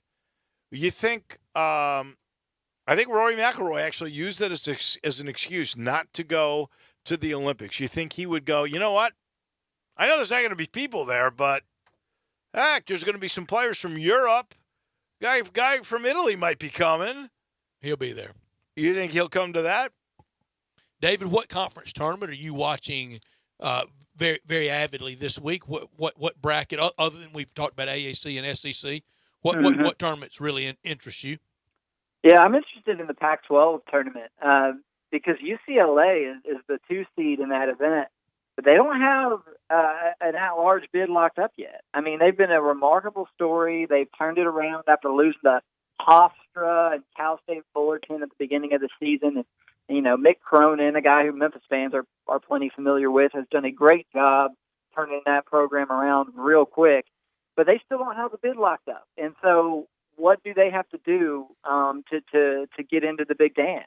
I think the best storyline in the country this week is what they have to do. Also in the Big 12, Shaka Smart. It looked like they had it turned around there for a little bit, and then he sort of stubbed his toe down the stretch. That's a team and a program that once that was a regular in the NCAA tournament under Rick Barnes, they're at risk for missing it for the third time in Shaka Smart's 5 seasons. So UCLA and Texas are 2 teams that I'm really curious about to see how they do in the conference tournaments this week, and especially UCLA, because I mean if they can make a run and win the Pac-12 tournament, I mean that just further cements what a remarkable story that is out there. We were just talking about Florida before and the possible conflict of interest with Kevin White, but there's just news out that Blackshear, the transfer from Virginia Tech, he may not be able to play because of a badly sprained wrist. Boy, if Ole Miss got by Georgia and they're playing Florida without Blackshear, that could get them in a matchup with Mississippi State. Beat them 26 with him, but it was in Oxford. But it could. David, you mentioned Texas, and I don't want to pile too hard on Shaka Smart, but everything they do at Texas, it is done at least as well or better than everybody else playing the sport. How they travel, how they eat, how they train, how they study, the tutors, the massage therapists, strength and conditioning, the dorm. They do it at least to the very top without anybody really topping them, and better than probably 330 people are doing it. How come he hadn't been able to crack through at all? That's $5 million question, just given his track record and how good he was at VCU. And as you're saying, the resources available at Texas are bar none the best in the country. This year they've just been extremely challenged offensively, and it's not a matter of talent, because if you look at their roster, it's a pretty deep collection of guys that were really highly touted, really highly recruited. One of their issues is they don't really have a great interior game or a great sort of go-to guy to get them buckets in the paint. I mean, they're sort of guard dominant in terms of their scoring, and they've just been hot or cold on a given night, and so they've just been really prone to the direction of the wind, so to speak, in terms of where they're going to get their offense from on a given night. And you're looking at they've scored in the 50s, I think, probably more times this season than just about any other power conference team in the country. And it doesn't matter how good your defense is, as Memphis knows. If you can't put the ball in the bucket when it counts, you're not gonna win close games, and that's sort of been their issue. And so I'm really interested in their first game, because it's against Texas Tech in the quarterfinals. And Texas Tech was a Final Four team last year that I don't know that they've completely locked up their spot in the NCAA tournament this year. So that'll be a tremendous game, a quarterfinal game, I guess, on Friday between Texas Tech and Texas. Both teams fighting for their lives. It should be a lot of fun. I've seen that sort of as an elimination game. Winner is in the tournament. The loser is going into the NIT. I've seen that proclaimed on a couple of different columns over the last couple of days. You brought up the good question to Shaka, because you and I both thought that was not only a home run but a grand slam for Texas.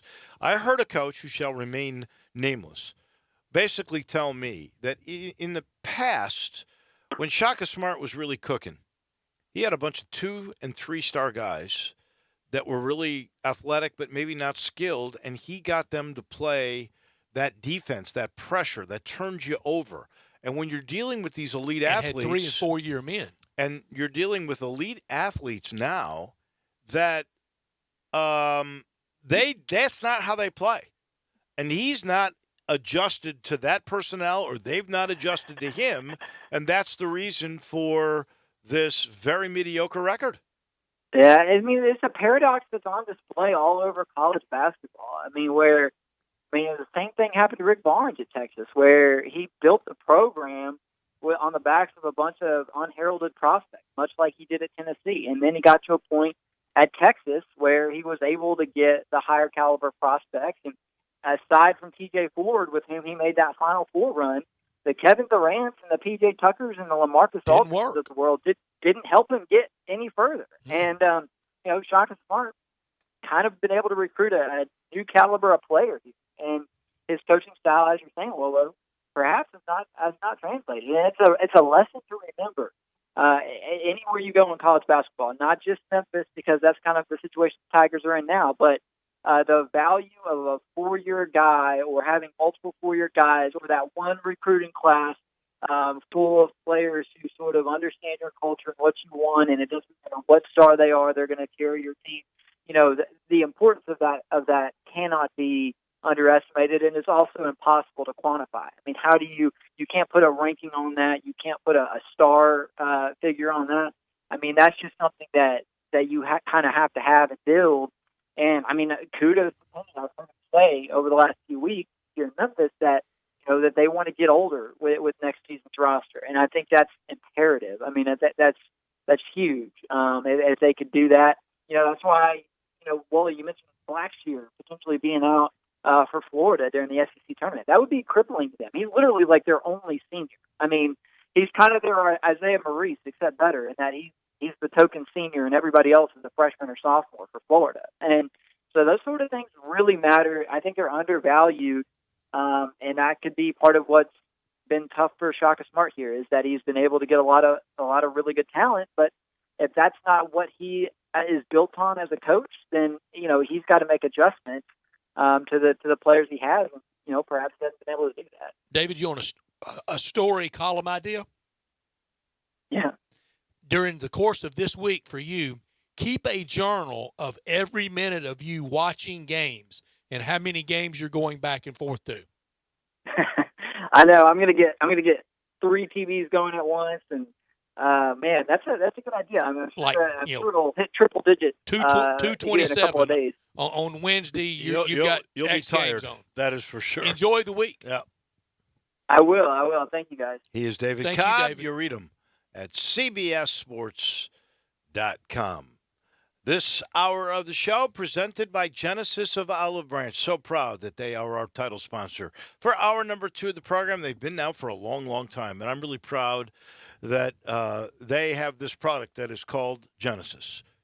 I mean, this is a luxury car that you got to drive to really understand the safety technology that is in there, the comfort technology that is in there, and yet that ride is like a rocket ship that handles as well as any car I've ever seen before. You got to go test it out. I promise you, you will fall in love with a car that's so good. You get a 10-year, 100,000-mile limited powertrain warranty on every car. And then when you talk about my friends, Chris True and all the gang that really makes it easy for you at Genesis of Olive Branch, this is the way car business should be done. Go understand what I'm talking about by going and getting a test drive of these cars. I got a G90. Check that one out. You can check out the G70. That's a sports car with a back seat. It looks like a James Bond car. And if you're interested, they'll show you all the details about the new SUV that is coming. You can order it. I don't believe it's quite there yet. Go check it out.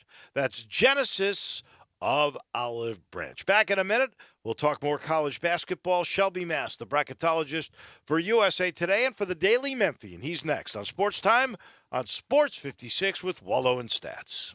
The word is out about R&R on Sports, where you've heard interviews from Ken Griffith Jr., Dr. J, Hank Aaron, and many, many more. Right here, R&R on Sports, Saturday mornings, 9 a.m., Sports 56, 96.1, and 87.7. Don't miss it. You'll see the dedication in every single step. You'll see it in the smiles, when smiles are hard to get.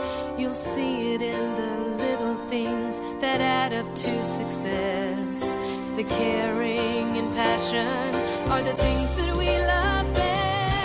Wolf Chase Lemon Brace is your Mid-South provider for orthotics and prosthetics. They are an ABC-accredited facility, and their practitioners are ABC certified. At Wolf Chase Lemon Brace, their services include artificial limbs, legs and arms, braces of all kinds, and custom molded inserts. You can call them today at 901-507-7821 for their location on Highway 64 in between Germantown Parkway and Appling Road, or visit them at their new location in Jackson, Tennessee. That number is 731-660-5900, or visit them on the web at wolfchaselemonbrace.com. Dedicated our life to yours.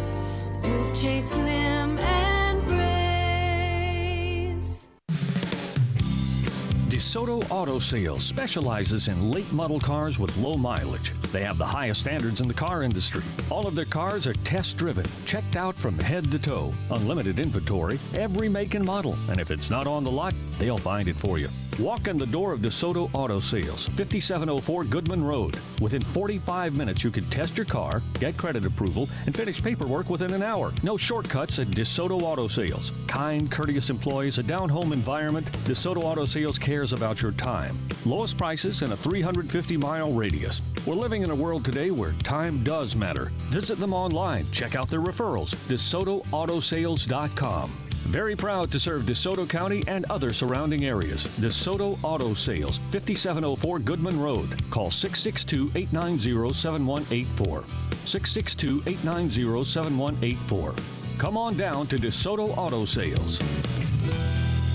Farmers Insurance knows that when you're in the car and that song comes on, yes, that's the one, you have no choice but to pull out your imaginary drumsticks and smash those cymbals and stomp on that kick pedal, which unfortunately is the accelerator pedal. And we covered it. Talk to a farmer's agent who knows a thing or two because they've seen a thing or two. Call Chad Gatlin at 901-235-1176 or get a fast quote at memphisfarmers.com. We are farmers. Bum, bum, bum, bum, bum, bum. Underwritten by Farmers Truck Fire Insurance Exchanges and Affiliates. Products not available in every state. Did you know nearly 40% of men under 40 and over 75% of men over the age of 40 experience sexual performance concerns? At the Memphis Men's Clinic, their experienced physician performs a comprehensive evaluation that determines which specific issues may interfere with your sexual performance. These issues can vary and range from anxiety to medical issues, low testosterone, or erectile dysfunction. The Memphis Men's Clinic has evaluated hundreds of men of all ages over the years and reestablished a normal sexual life.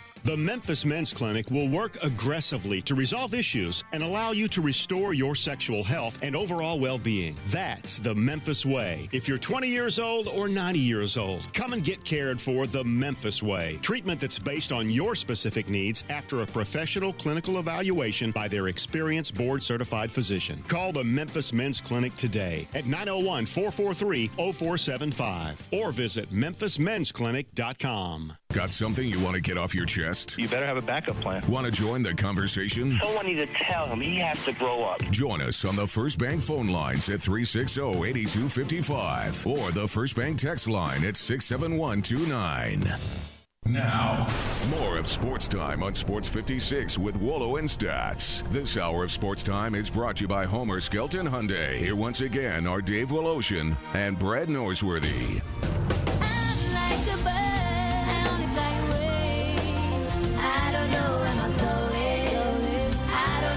Welcome back into the Family Leisure Studios. We guide you to the real Family Leisure. That's at I-40 and Wooden Road, where that factory direct pool, spa, and patio furniture sale still going on in this month of March. You know, I saw Billy Saturday night at the Grizzlies game. You did? How was he doing? Doing great. I love to hear that. Billy and Lindsay and all the folks there, they just He might love together sports more than we do. Oh, I know he loves talking about it. I think he likes getting a little skin in the game on it. But he also has a passion for selling. He had a Jaw jersey on Saturday furniture. night. Oh, did he really? Well, he's pretty good at what he does, selling patio furniture. We appreciate you. And pools.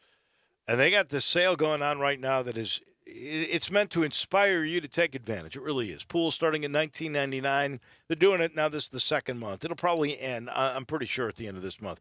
The chemicals, toys, accessories. If you buy a pool starting at $19.99, you get 20% off. The spas start at $21.99. Swim spas, the big granddaddies of them all, those are down to $9,999. Patio furniture, 5-piece sets starting at under $800. That maintenance-free poly furniture, that's the newest, the greatest, the state-of-the-art. That's up to 20% off. And if you mention Wolo or Stats or Drew or Sports 56, free delivery and a month worth of chemicals if you purchase a spa. All you got to do is get to I-40 and Wooden Road. That's Family Leisure, 70,000 square feet of family and fun, all coming together. Bracket challenge now up on our website. First place will be a massage chair from Family Leisure, valued at $1,500. A lot of other prizes: James Davis gift cards, Ghouls gift cards, a lot there. So next Sunday night, go to the WHBQ, Sports56, WHBQ.com, enter into the bracket challenge. Everybody loves to have their brackets in front of them this time of year for a great prize package. First place, $1,500 massage chair from Family Leisure. Are we eligible? No, the fine print gets us every time.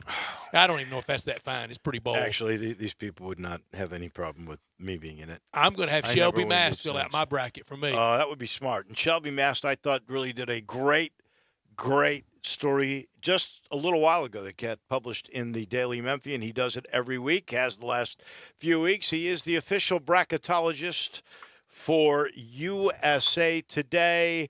And you've actually, Shelby, much to my delight and actually to my curiosity, you've still got Memphis slightly alive if they were to get to maybe the championship game. Tell me. And you're no homer. What's got to happen? No. A lot's got to happen. If they can get to the title game, I think that opens the door a little bit. And then they need teams that are directly above them Texas, UCLA, Cincinnati, Stanford, Texas Tech, Richmond, NC State, a combination of multiple teams of those lose in the first round, maybe even second round of their conference tournament, and they're going to be right there at the cut line. When you look at some of these, like tonight, if East Tennessee State wins, that's good for Memphis, right? Because Wofford, if they won, East Tennessee State would take a spot. Probably they would still get in, don't you think? I think so. I think that it's hard for me to call a team from that conference a lot, but I think they are. So, yeah, they got to root hard for East Tennessee State.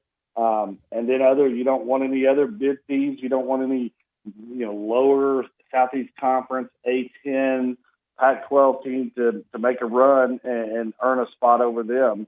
You want the best teams to win their conference tournaments, and that helps Memphis. How about a team like Northern Iowa, a team that looked like a lock no matter what a while ago, sort of faltered down the stretch and lost in the first game of their tournament play, and by 21. Are they out? I think they are right now. They still could back their way in, and we've seen that happen before. I think Belmont did that last year. They were out going into the championship week. Their tournament had completed, and there were enough teams that lost that needed wins that fell out that allowed them to scoot back in. So we could be looking at a similar situation. I hope they get in, but I warn the folks in Iowa, don't lose that first game. You cannot do that and feel safe, and then they went and did it. You have 10 from the Big Ten. You feel good about that number?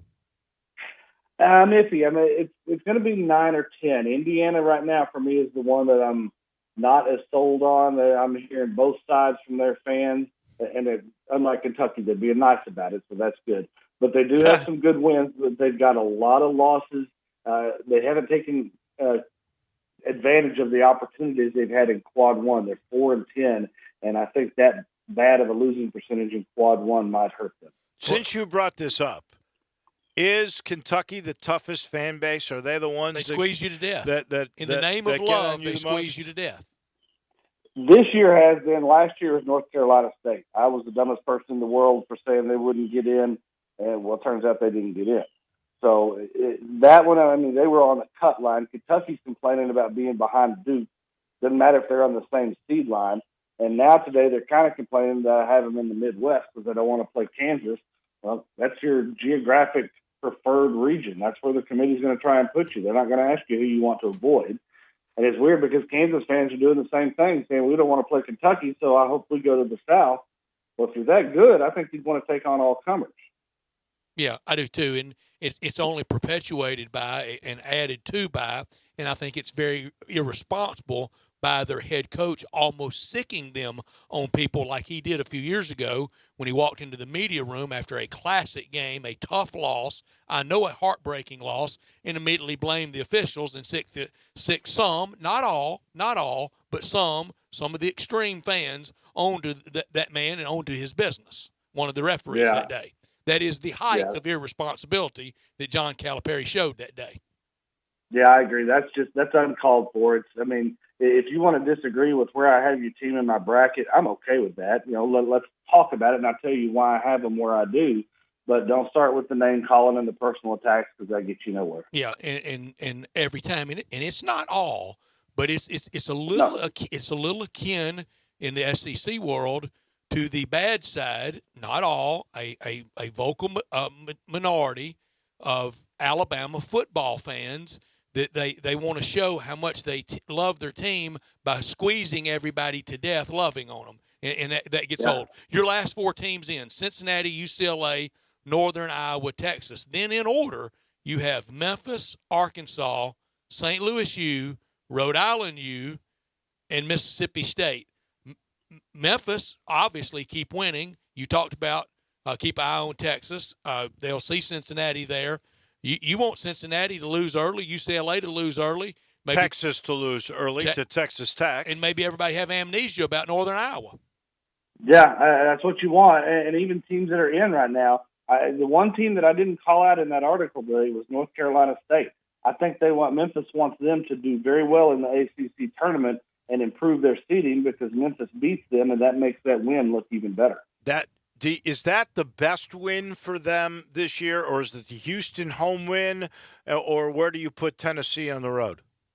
Tennessee on the road, that's their best road win. I think the best overall is Houston. And those wins are not the kind of wins that are going to make the committee jump up and down. There's no top-tier team there. But if they have enough of those, sweeping Wichita State helps because Wichita State is in trouble. They're my first team not in the play-in, so my last team was a bye, if you want to put it that way. And they, if they lose early, that could end their season as far as going to the big dance. You want to root against, but then again, if you root against them and they're out, then sweeping them doesn't necessarily look as good in the committee's eyes. So it's kind of a double-edged sword for some of these teams. But NC State, I think you want them to do really well because that would really help. Shelby, in your article today in the Memphian, you had Memphis, I think, as the 58 net. How much do you think this committee is going to look at this tool that was devised for them for this tournament, the net? I don't think they're not going to look at the number in front of the name. So the 58, that doesn't mean anything. Obviously, they're not going to look at number 158. But how you got to that rank, without knowing all the formula and everything, I'm going to push that aside. They're going to dig in and look, who did you play, where did you play, and how did you do? And we saw last year, number 33, NC State, with the worst non-conference strength of schedule in the history of NCAA basketball, got left home. And number 73, St. John's, who had some bad losses but had some really, really good wins, they got in. So I think they're doing a good job of using it what it's intended to be as a sorting tool to where they can, you don't want to just throw all the teams out there and dig through. You need some way to sort them, and so it's easier to compare against each other. As long as they keep doing it like that, I'm okay with it. I don't know what I'm more shocked by, the Creighton team on the 2 line, Creighton in the Big East, or the Creighton team that the Memphis Tigers played at Creighton in the NIT last year, vaulting all the way up this year to the two line, according to you. Yeah, I had them thinking my preseason bracket somewhere around 8 or 9. I thought they might have a shot to get in because the Big East is supposed to be pretty good. And, if they can win a few games in conference, maybe beat Nova, maybe beat Seton Hall. But good grief, they have turned it on big time this year, and they've got to be Final Four contenders, and they'll be a lot of people's picks to win it all. Unbelievable. Creighton mentioned in a Final Four sentence. This may be a next Monday thing, so if you don't want to spend a whole lot of time on it, but already in your bracket in blue, that means they're already guaranteed to be in. Liberty at the 12 line. Look out, whoever plays Liberty State knows that from last year. Yeah, Liberty's good. I mean, their record's 30-4. They did challenge themselves as much as they could. They played LSU, and they were undefeated when that happened. They do have a couple of stinker losses, but my gosh, you win 30 games, you're doing something special. I can't tell you how many people, before the season began, said to me, you do not want to play Liberty in the NCAA tournament because they've got experienced players, they've been playing together, and they're really good. And 30 wins would tell you they're really good. They're really, and more than just that, I think the experienced players. You see smaller schools like that have kept their roster together because they're not usually going to have the one and done or the early entrance into the NBA. So these guys get a chance to grow together and learn together to where they almost know what the other player is going to do, and that goes a long way against playing against a bigger school that has, Duke or Kentucky, where it's a new team just about every year, and they've only had one season. And sometimes one season is enough. More often than not, it's not. And the case in point right now, 3 of your 4 12 seeds, one of the 12 seed games is a play-in game between NC State and Richmond. But the other 3, you just described those type teams at bracketwag.com. Vermont, Stephen F. Austin, Liberty. They have upperclassmen. They're a team. If I were the 5 seed having to play them, I would be scared.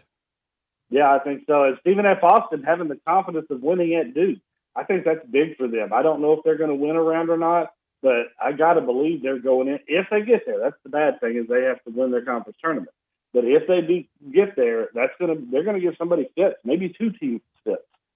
All right, you've got a tough job until Sunday. What do you do after that, Shelby Mast? Tell everybody how right you were. Yeah, I'll brag about that for a few minutes. But it's weird because that next Monday morning I get up, I'm still on my body's on a schedule, so I'm still up early. And it's like, well, I ain't got nothing to do. What do? I fill out some brackets, but after that, it's like I'm just sitting around waiting for the game. And you can talk with us on Monday about it. There you go. Sure, you bet. Thank you, Shelby. Thank we you, appreciate Shelby. it. Enjoy the week. It's going to be a lot of work for you, but I know it's fun for you. Absolutely fun. And on the knucklehead fans, and when we call out teams, and the proviso was clear, it's not everyone, but it's a bad reflection of anyone. And if it's not you doing it, then don't be paranoid. I wasn't talking about you, and Shelby's not talking about you. Unless you're doing it, then we weren't talking about you. The mute button on Twitter is a beautiful thing. It sure is. Shelby, enjoy the week. All right, guys. Thanks again. Thank you. Shelby Mast from USA Today and the Daily Memphian. Brought to you in part by the Butcher Shop. All right, Friday, what a crowd they had for Hamburger Friday, that $8.95 burger. But there's so much more to the Butcher Shop. I remember just getting so hungry, talking to you about the Valentine's Day special menu. They've always got special menus, but every day they got the best in steaks. And, do you realize the fish that they have? Lobster tail, salmon, Alaskan dishes that, man, they are outstanding. And, of course, every entree you get that famous salad, the great bread, desserts galore.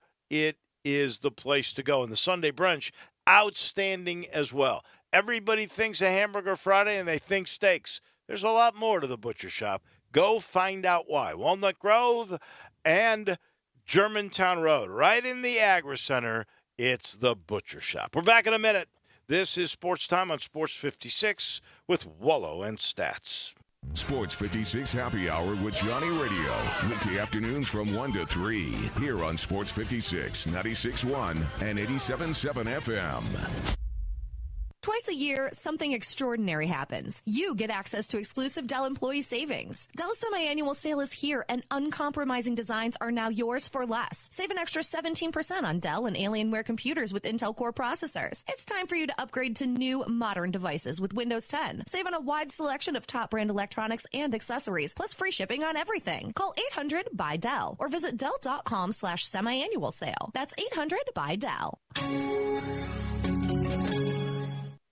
Hey everybody, this is Coach Penny Hardaway. There's a comfort in being home, and to me, comfort food and family makes Memphis the place to be, along with having the best basketball fans in America. I like pulling into Corky's and getting one of their family party packs. How can you go wrong with pork, beans, slaw, sauce, and buns for only $5.99 a person? It is so easy. I can call ahead, order online, or just pop in. Tailgating can't get any easier. Tell them Penny sent you. Encore flavor, Corky's barbecue. Into the unknown. Are you headed into the unknown with the digital marketing for your business? Into the unknown. Maybe you could create the best digital content for your ad campaigns, but it's unknown whether you will find the time. Or maybe measuring the results and analytics is unknown for you. Digital Mid-South can help you with the unknowns of digital marketing. Website development, graphic design, social media marketing, search engine optimization, online video marketing, e-commerce, and more. Check out digitalmidsouth.com to learn how you can help with your online digital advertising campaigns, or call Brian White at 901-375-9324. That's Brian White, 901-375-9324. digitalmidsouth.com. Digital content creation, delivery, and management. Extreme Experience, the nation's premier supercar driving experience, is coming to Memphis this March 20th and 21st. Imagine driving your dream cars on a real racetrack with no speed limits. Drive a Lamborghini Huracan, Ferrari 488, and the all-new Mustang Shelby GT500 and more. Don't miss your chance to drive 500-plus horsepower supercars on a racetrack with Extreme Experience at the Memphis International Raceway this March 20th and 21st. Tickets start as low as $199. Visit xxspeed.com or call us at 866-273-7727 to reserve your spot today. Space is limited. Save 20% with code DRIVETIME. Visit xxspeed.com to book your drive. It may not be stomach issues. For me, it's intense gas, or pain, or diarrhea, sometimes all at once, over and over. I spent years with the symptoms, but could never figure it out. No matter what I did, they never went away. So I decided to break it down for my doctor and get really specific about my symptoms. We discovered that exocrine pancreatic insufficiency, or EPI, may be the reason for my stomach issues. EPI is caused by my pancreas. It leads to diarrhea, gas, bloating, stomach pain, unexplained weight loss, and oily stools. The symptoms just don't go away. But EPI can show up with even one symptom. The good news? EPI is manageable. But to get to the right diagnosis, you have to break it down for your doctor and get specific about the severity of your symptoms. Visit identifyepi.com to learn more and use the symptom checker to help change the conversation with your doctor. Brought to you by AbbVie. It's a March to remember at James Gaddis Jewelers. 20% off engagement rings. The March Birthstone Aquamarine plus 20% off all blue topaz in stock. Tons of new jewelry have arrived, including a new line of colorful spring-like Miss Shoe jewelry. They can customize any jewelry, make it to your specifications, and if you like, provide a free 3D rendering of what it will look like in just 2 days. James Gaddis Jewelers, 4900 Poplar Avenue, online at gaddisjewelers.com. You can call them at 901-767-9648.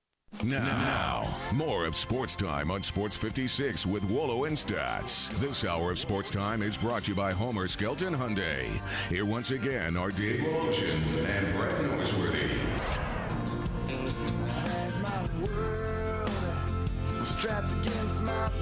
Time for the Ghouls Style segment. We do it every Monday at this time, and a Ghouls is never far away. Look, I know a lot of people bought loved ones, husbands to wives, wives to husbands, for Valentine's. They bought that Ghouls gift card. It's time to re-up with them. A Ghouls never far away from downtown on Main Street to out east. They got one in Park Place where the Ghouls Academy is located. Olive Branch, part of the Renaissance of the Square at Overton Square. Massage, body treatments, facials, or just a haircut. Superior spa services and salon services built over 88 years of great service. Mr. Sam Gould opened a barbershop in 1932 in a powerhouse, a Memphis institution. It was launched. It was born that day. It continues today as a family-operated business. They consider all their employees part of the family. 450 Ghouls employees to serve your every need. And that gift card, it's the gift you cannot go wrong with for anniversaries, birthdays, weddings, holidays. Make someone feel special with the Ghouls gift card. Follow them on Twitter at Ghouls Salons or their website, ghoulsalons.com, and it's becoming a theme on Monday. It's Ja Morant. He stared down Trae Young Saturday night. Now, Ja Morant's got a better supporting cast than Trae Young, but he was better than Trae Young. And when he gets his three-point shot down more consistently, he'll be even better because he can do so much more, I think, off the dribble than Trae Young. But 2 Saturday nights in a row over the Lakers and then over Atlanta, parlayed it into the Ghouls style segment on Monday for me for Ja Morant. For me, it is all the smoke. You can say whatever you want to about this year and all the ups and downs and the craziness, and there hopefully is still a lot more to come. But I will tell you the interest in this team and in Penny Hardaway remains. When we played in... He got that back. It's unquestionable. When we played in Cincinnati, sellout. When we played in Connecticut, first time they had a sellout in 2 years. When we played at Tulane, 4,100. I know that's small, but it's sellout. First one they've had all they hold all year long. When we played at Houston yesterday, even at 11 o'clock in the morning, 7,100. That's capacity of the Fertitta Center. Another sellout. And wherever we go, I am telling you, there are people waiting by the bus with shoes and with all kinds of stuff, wanting Penny to sign or take selfies, and he does it every time. The interest in Penny and the Tigers throughout this entire year has been sensational. All the smoke. That is my Gould's style point. It's got to translate at this time next year into winning. If we're looking at an NIT bracket a year from now, then the conversation will be far different. Well, you know what? I'm going to say to you, and I have no idea how this IARP decision is going to be, but if they drag that their is a feet, wild card for sure. If they drag their feet, you're probably going to lose a recruiting class this year. Yeah, it's been rim wrecked. And so I don't think that it's really fair until we see exactly how all the recruiting and everything else plays out and the transfer portal and everything else. This is a tenuous moment. It is, for the sure. University of Memphis. Not that it's in the history of the program that it's going down. It's big. But I think the near future is at a point where you're going to have to wait and see exactly how the IARP and this recruiting class all shakes out. But your point is well taken, and it's factual. It got people back. It got the passion reinvigorated with sales, with out-of-town buzz. There's no question about that. That's a big starting point. That's hard to do for anybody, especially to do it successfully in the first 2 years you've been head coach. Now, going forward, after some NCAA resolution, there's got to be regular tournament runs. One thing I know for sure, I think Memphis, take away the turnovers, is a better team than they were at the beginning of the year. That defense, the last 2 years, they were pretty good defensively last year, but incredible this year. He's got that part of it down. He has got to be able to, and some of this is going to be with the offense they're running.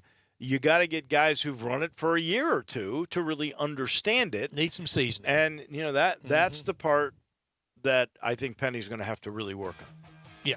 Got to work on some fundamentals, some passing, and some blocking out on rebounding. 2 hours in the books. When we come back, Jimmy Dykes is going to join us at 5:30. Originally, we were going to have him in the 5 o'clock slot. So we're going to do our version of the American Athletic Conference bracket, and then we'd like for you to give your thoughts on the last 2 years of the Penny Hardaway era. You can text us at 67129 on the First Bank text line or the First Bank phone line. That's 901-360-8255. And what your expectations are after we give our bracket, you tell us where you think what the do you Tigers expect at Dickies Arena? end up. Can they pull it off? 4 games in 4 days. Back in a minute with your calls, your texts, and our brackets. That's next on Sports Time on Sports 56 with Wolo and Stats.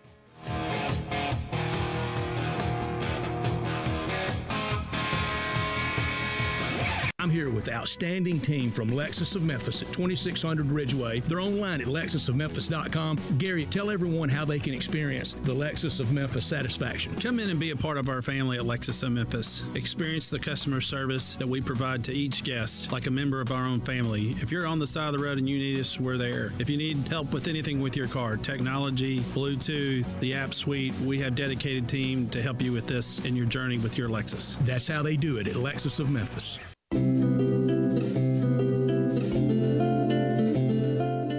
I'm a big fan of Town Village, and there is always something to do year-round. Nestled in the heart of East Memphis, located corner of Park and Cherry, is a beautiful residential neighborhood. Looking for a great place to retire, but you still have a very active lifestyle? Then visit Town Village. Only requirements that you're 55 plus. Prices per month starting at $24.50. The Gourmet Chef welcomes you to visit our restaurant and bistro.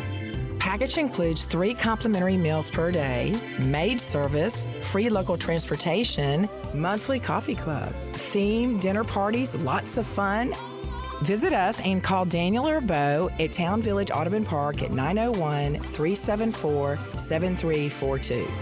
There's no place like home. Town Village Audubon Park.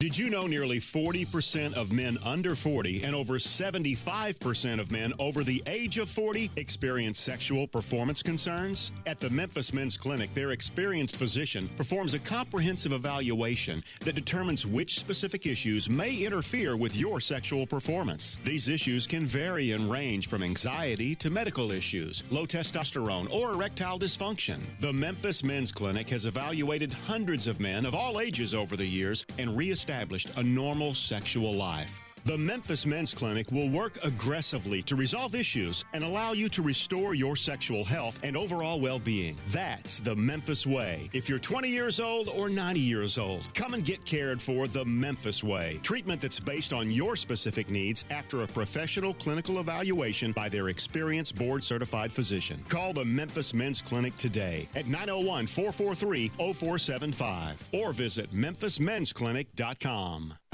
The lights are on, the games have started, And now you can place your bets at the casino that's closest to Memphis. Southland Casino. Regular season and postseason. Tournaments and playoffs. Championships and finals. The biggest games are at the best spot to place your bets. Southland. Plus, big screens, great bites, and cold brews. Come make your sports bets now at Southland Casino. Must be 21 plus. Play responsibly. For help quitting, call 800-522-4700.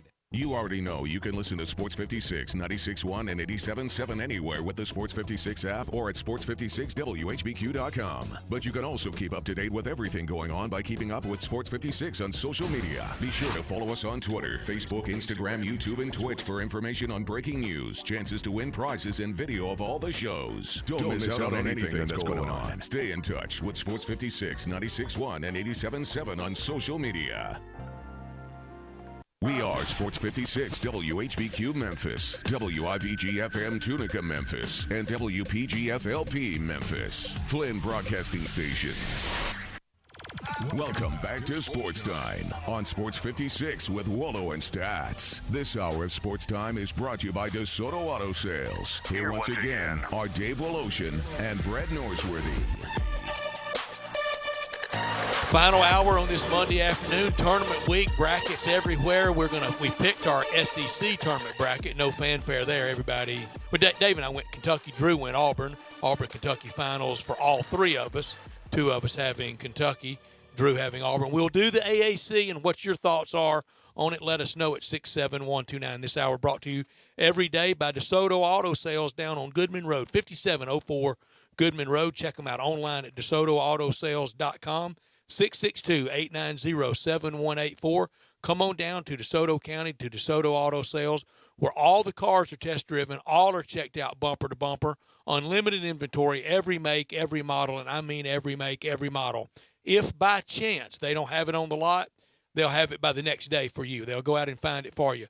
No shortcuts taken at DeSoto Auto Sales, where you're treated like family by kind, courteous employees, laid-back atmosphere, no high-pressure sales. When I say no high-pressure sales, they do want you to enjoy the ultimate car experience because they know we're living in a world today that time matters. So no high-pressure sales, but the ultimate car experience is this.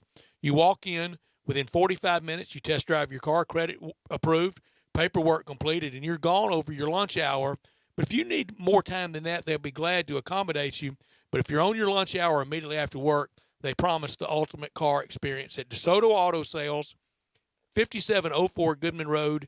Visit them online at DeSotoAutoSales.com and come on down to DeSoto County for that town and country experience at DeSoto Auto Sales. We are about to give our predictions about the AAC Championship Tournament being played at Dickies Arena. I texted y'all mine yesterday. Y'all both laughed at me.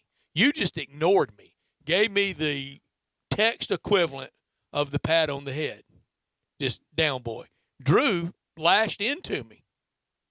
I wouldn't say I lashed into you. I'll read it word for word. You are crazy, but okay, followed by 3 periods. So it's like, okay. You are crazy. Rarely that is associated, or often that is associated with lashing. I wouldn't say lashing. A little criticism, maybe. I think my silence was really laughter. That's what I took it as. No. We would like your take on it all at either one of two ways. Either First Bank text line at 67129, or we'll take your calls on what you think will happen at 360-8255. Now, we still get phones down, so we have to get it on the text line. 67129. You're right. Hit us up. Forgot about that. All right, so Dickies Arena. First time ever. Great arena. Have you seen it? Not really. It is splashy. Have they had many events there? I think all they've had is rodeos there, right? And they're going to host opening rounds in next year or in 2 years. Really? Yeah. Does it hold that many? I think it only holds 12,000. Right? It looks pretty nice. And the NCAA tournament loves getting the Dallas-Fort Worth area for everything. You know the nicest little arena that I've seen in a long time is the one in North Dakota or South Dakota, whichever it is. Where you played Wichita State up there, didn't you? The Pentagon. I think Ole Miss has got a really nice arena that's cozy. Oh, I love the pavilion. I think that's a great arena. I still say the Convocation Center at Jonesboro at Arkansas State's very nice. I would tell it's you, not that small. It's 9 or 10. Fertitta Center is 7. 7,100. It is a fantastic arena, except for they rebuilt it where thing, they put the radio. They did. No, they totally redid it. You could not tell, except for the tunnel into the stadium. You could not tell it was Hofheinz Pavilion. Because even when it was new in the 70s, it was not nice. No. Can you believe there was a Final Four there? Well, maybe it was just an NCAA tournament. I think there was a Final Four there, though. I don't think so. Double check I don't that. think at Hofheinz. See if there was ever an NCAA tournament in Hofheinz. Because there was never a Final Four, unbelievably, at the Astrodome. That is unbelievable. Never a Super Bowl at the Astrodome. I think before the Astrodome was in existence, there was an NCAA tournament in Hofheinz Pavilion. What? But now in 60s. In the day, the NCAA tournament once was at Coleman Coliseum in Alabama. I know. Because you were allowed to have those tournament games on your home floor. Drew Bisley checking it out. Hofheinz ever hosted NCAA tournament? No, I don't think Final Four. He's looking. In the meantime, we got brackets in front of us. Day one. Day one begins at noon Central, 1 o'clock Eastern time. The 8 and the 9 seed. Big crowd will be at that. USF, for a lot of tournaments. UCF. Yeah, for all these guys from Florida are going to come for an 8-9 game on the first day. I call that the Morris 0. Allman game, when Rice would always be in that noon game in Memphis. You know what this will be? This will be people who decided, and there'll be some Memphians that'll be there, who decided before all the craziness happened and Wiseman quit the team and everything else, they were going to come to watch Memphis win this tournament. So there are people that bought season passes for this, okay?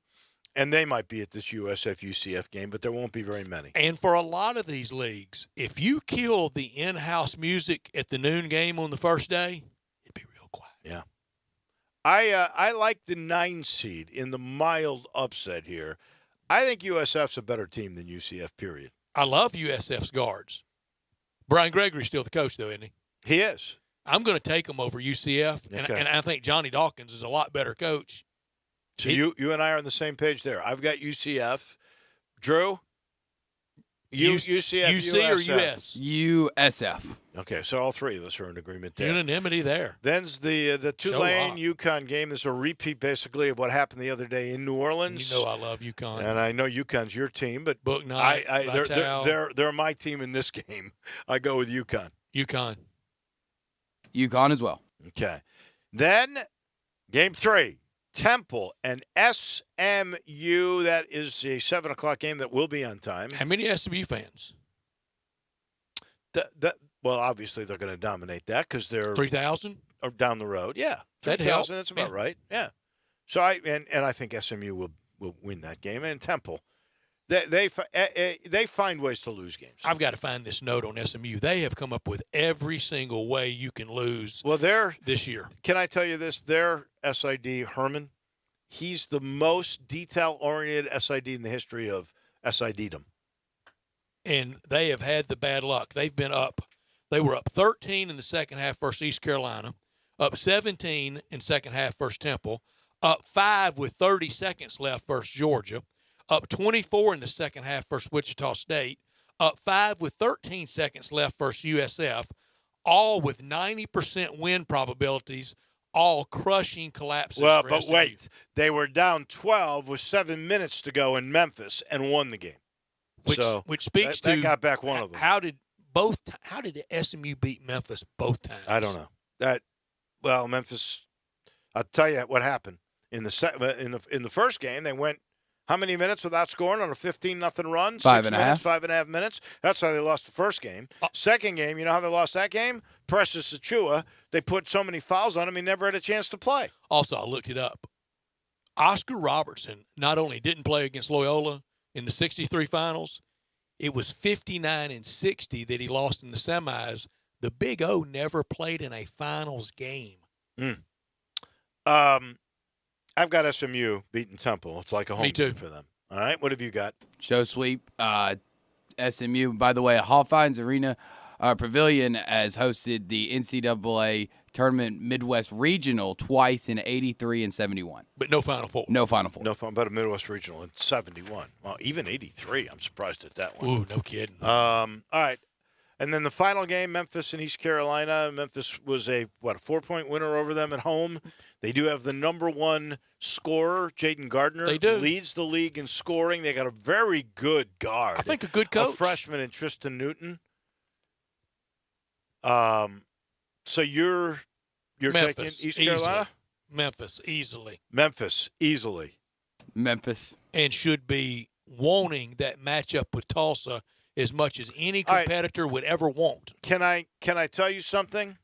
If you watch the Penny Hardaway television show tonight at 6:30 on CW30, a half an hour after we're off the air, Penny will tell you they want that team. I believe him. I know he does. Believe I want his men to they want can it as win much as he that wants it. team. I think they want them. We'll get to that in a minute. Now it's Friday. First game is at noon again, Dickies Arena in Fort Worth. And here's the number one seed, the shocking number one seed, through tiebreak only. Cincy against USF. Cincy, the number one seed in this tournament. Isn't that amazing?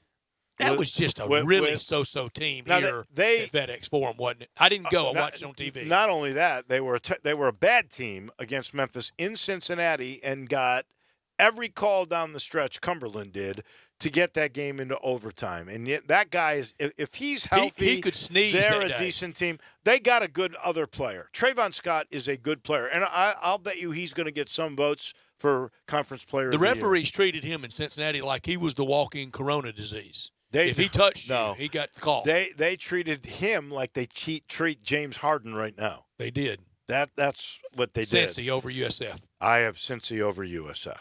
Cincy over South Florida. Show lock all the way through so far for all the drama at Dickies Arena. Well, no, I had South Florida. Y'all had Central. No, we had we all had Oh, USF. okay. My bad. I'm sorry. I was doing research. I wasn't paying attention. We have all absolutely have the same exact pick. I think so your far. hearing was affected by It could have been. by the wall. Yes. And it's not chalk because USF is the 9th seed to UCF. Man, the bad thing about it, from about 20 on, I mean, like if I walk into a door tonight in my sleep, tomorrow, the first thing y'all are going to say, what's the other fella look like? Like I'm out, like you were out brawling Friday night. Exactly. I'm a pacifist. I don't fight. The 4-5 game, second game on Friday, Wichita State, which got that bye through the tiebreak because Memphis was tied conference record with them and with UConn. Wichita State have fans there. Wichita State will have as many fans as SMU's got. I promise you that, maybe more. Anyway, Wichita State and UConn, and I'm going to go with the UConn upset here. I'm going with the UConn upset here. I'm going with the Shockers, Wichita. Okay, so we finally have one where we're off. Houston and SMU. You know, crazier things have happened to Houston's. Not that crazy. Houston is the best team, even though they're the 2 seed. How good are they, Houston is the best team. How good's in the Houston? league. It's not as good as the last 2 years, is it? It's getting there. It might not be yet, but let me tell you, if Grimes plays the way he did in the second half against Memphis, and Sasser comes back to the way he played in the first game against Memphis, in other words, the one thing they're missing is good outside shooting. They don't have a great interior player, but Fabian White's not bad. Harris has some length to Who him. turned into Akeem Olajuwon yesterday? Had like 4 points in Memphis and 16 yesterday. Who had the much better game? The big turnaround was the Grimes, who did not play in Memphis. Caleb Mills had a bad game, and if there was any question about Freshman of the Year, it was won yesterday by Precious Achua. Standing rule: any mention of Houston, we got to bring up Akeem Olajuwon and Fast Lamajama, don't we? Of course. Okay, good. Well, I would say this: Memphis might have been to a couple more Final Fours if they hadn't kept running into Slamajama. May have won one. Yeah, no doubt. So I got Houston over SMU. Me too. SMU over Houston. And here it comes. Really? You're going there? I'm going there. And you said I was crazy. You have SMU over Houston? Yes, I do. Why? They're already in the tournament. What do they really have to gain at this point? And SMU. I mean, but the thing is, Houston nothing there really does anything for me. Yeah. There's What does it for SMU? I'm going to tell you. Just the 2 games that I've watched SMU play, it just seems to befuddle everybody. And I mean, Robert Gray's not walking through that door for Houston. Come on. No, but Grimes has. Eric Dickerson's not walking through that door for SMU. And I'll tell you what, Caleb Different Mills. sport. Caleb Mills had a bad game. Here's the thing: SMU is not a good defensive team. I think Houston will just pound them. How did they beat the Tigers at FedEx Forum And that was the first day. Because we stopped scoring. The Georgia game, first Saturday of the new calendar year, it didn't scare me, but I knew Georgia wasn't very good, but okay. Now, what was concerning is they did it with Anthony Edwards not lighting you apart. He has 35. I could see it. But then just a few weeks later, the next weekend, I think, to lose to SMU. You know why they lost to SMU? Because in between those games was a 40-point shellacking. And I think this team came into FedEx Forum still reeling from that 40-point loss. And from that SMU game, I feared the rest of the year was night in, night out, referendum, indictable, and jump balls, 50-50 games the rest of the year. But Houston beats SMU. All right, Tulsa and Memphis late Friday night. Here's your rematch of that 40-point slaughter. Bring it on. I think Memphis really wants this game. I think they've got something to prove. And I think when you look at overall talent, they are the better team. Yes, they are. That's what I like about They have Houston more talent than anybody in this league. I don't agree with you there. I think the team with the most talent in the league, all told, now that you don't have DJ Jeffries, and, of course, you haven't had Wiseman, I think Houston's got more talent than anybody in the league. You got a 5-star and 4 4-stars out there. They are bringing off the bench Caleb Mills and Grimes. And look what Grimes did. Grimes was a 5-star guy out of high school, went to Kansas. Grimes is a good player. Just the idea they of losing. Have 7 solid guys. The idea of the Tigers losing twice to Frank Haith. Oh, I'm talking about Houston. I know you are, but in this matchup, I they should. I've got them. Memphis. I've got Memphis beating Tulsa. You do, I know. True. Memphis. All right, so we all agree Memphis is going to win that game. All right, so they're 2 Saturday. That's kind of a win right there, isn't it? That's a little bit of a no. I think a win would be getting to the championship game. Oh, unquestionably. Then you would beat Houston. That would be the story. Yeah, that wouldn't be debatable, would it? That the season ended well if they got to the finals. I think that would be a good story. Yes, because they did it without DJ Jeffries. Remember? I think that would perk people up for an NIT game. If it's not enough to squeeze into the tournament. Here's the best thing. If it's not, you're right. Because if they do get by Houston, they have to get by SMU by Drew's reckoning here. But if they get by Houston, now you may be in the conversation. If you lose, you go to Dayton. Okay? Sure could be, Dave. And I could understand that happening. That's a gigantic win. All right, but Saturday, Cincy and UConn. I have UConn upsetting Cincinnati because I think Cincinnati is a pretender. I have UConn winning. You've got Wichita State and Cincy. I've got Wichita State over Cincinnati. So you've got Wichita State, and I don't think Cincinnati is going to make the championship game. I really do not. 4:00 Saturday afternoon. And then we've got Houston and Memphis in that semifinal. Oh, they play a lot Saturday. in March, don't they? They run into each other. They do. I was thinking yesterday how many times in my life I've seen Houston in person. It's been a lot between Southwest Conference tournaments, AAC, Conference USA. Yeah. I'm not going back to the Southwest Conference. I've seen them a lot. You saw them in the Southwest Conference. I did. I had them with Texas A&M. And you would see them at that tournament. Yeah, no doubt. No. Houston and Memphis in that game, and I hate to say it, I just really kind of gave it away. Back when Sean Toohey says you were fired at A&M. Which was not the case. And you remained buddies with Jackie Sherrill, so it proved it wasn't the case. Yeah, I like Jackie Sherrill. I think he moved back to Houston, didn't he? I think so. Yeah, I don't think he's in our...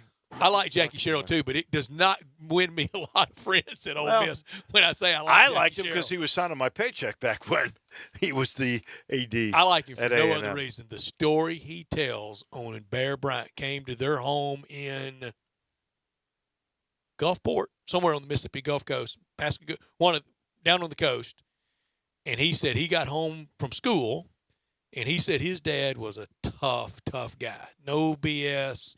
Not really impressed with a whole lot. And he gets home, and the dad's kind of ginning around the house, getting the house fixed up. And he goes to his mother and goes, what in the world's going on with Dad? You know, he doesn't get excited about anything. Coach Bryant's coming by tonight to visit you. He wanted the house looking good and just perfect when he came by. And his dad was starstruck by him. He said he had no choice but to sign with Bama.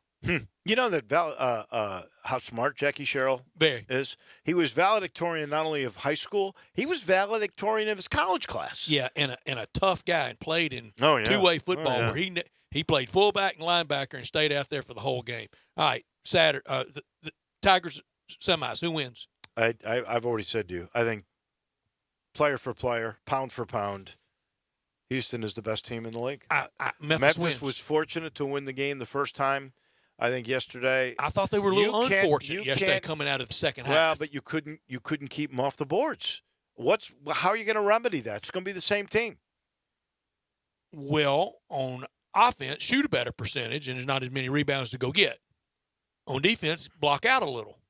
You got to block out for sure. I unfortunately have Houston knocking off Memphis, but I think enough will have been done to have knocked off Tulsa in the revenge game.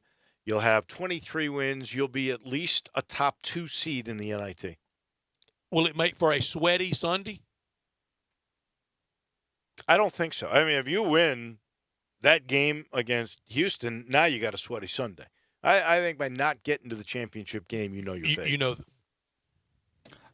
This is the one that I hope I'm wrong on, but I've got SMU over Memphis. You have SMU over Memphis? I do. Winning 3 times? Yeah. Let me because just they've already say beat this. us twice. If you're right about game 2 and SMU upsets Houston, Memphis is going to be in the championship. I'm going to make sure you can go party with those cats. They will not lose to SMU. I don't want to. I don't want to sit with those guys. They look like they were 13. I don't want to be associated with those people. Memphis will not lose a third game to SMU because they have no way of stopping. You would have said Precious Achiuwa. there's no way they would have lost the second game You know or a what? first game Well, to SMU. I'm telling you why they lost. You said the second same thing game. earlier. They lost the second game because Precious Achiuwa, they put him with 2 phantom fouls into foul trouble. That won't happen again, and they can't stop him. There is, if SMU were to beat Houston, put Memphis in the championship game. So my finals, UConn and Memphis. I texted y'all yesterday, calling it then, calling it now. Tigers win 4 games in 4 days and win the automatic. Well, then they are in the NCAA. And that's no Dayton. And they would that's no. If you win your conference, you're not in Dayton. So you're calling for the Tigers to do something no other Tiger team has ever done. Memphis win over 4 UConn. games in 4 days. I've seen it done. In fact, I saw Houston do it. But okay, I love that. I've got Houston beating UConn in the final. Right there. There it is. And Drew, don't tell me you have SMU winning the title. No, I don't. Wichita State wins. Let's go Wichita Shockers. State wins. Wow. Wichita State. There we go. I love your.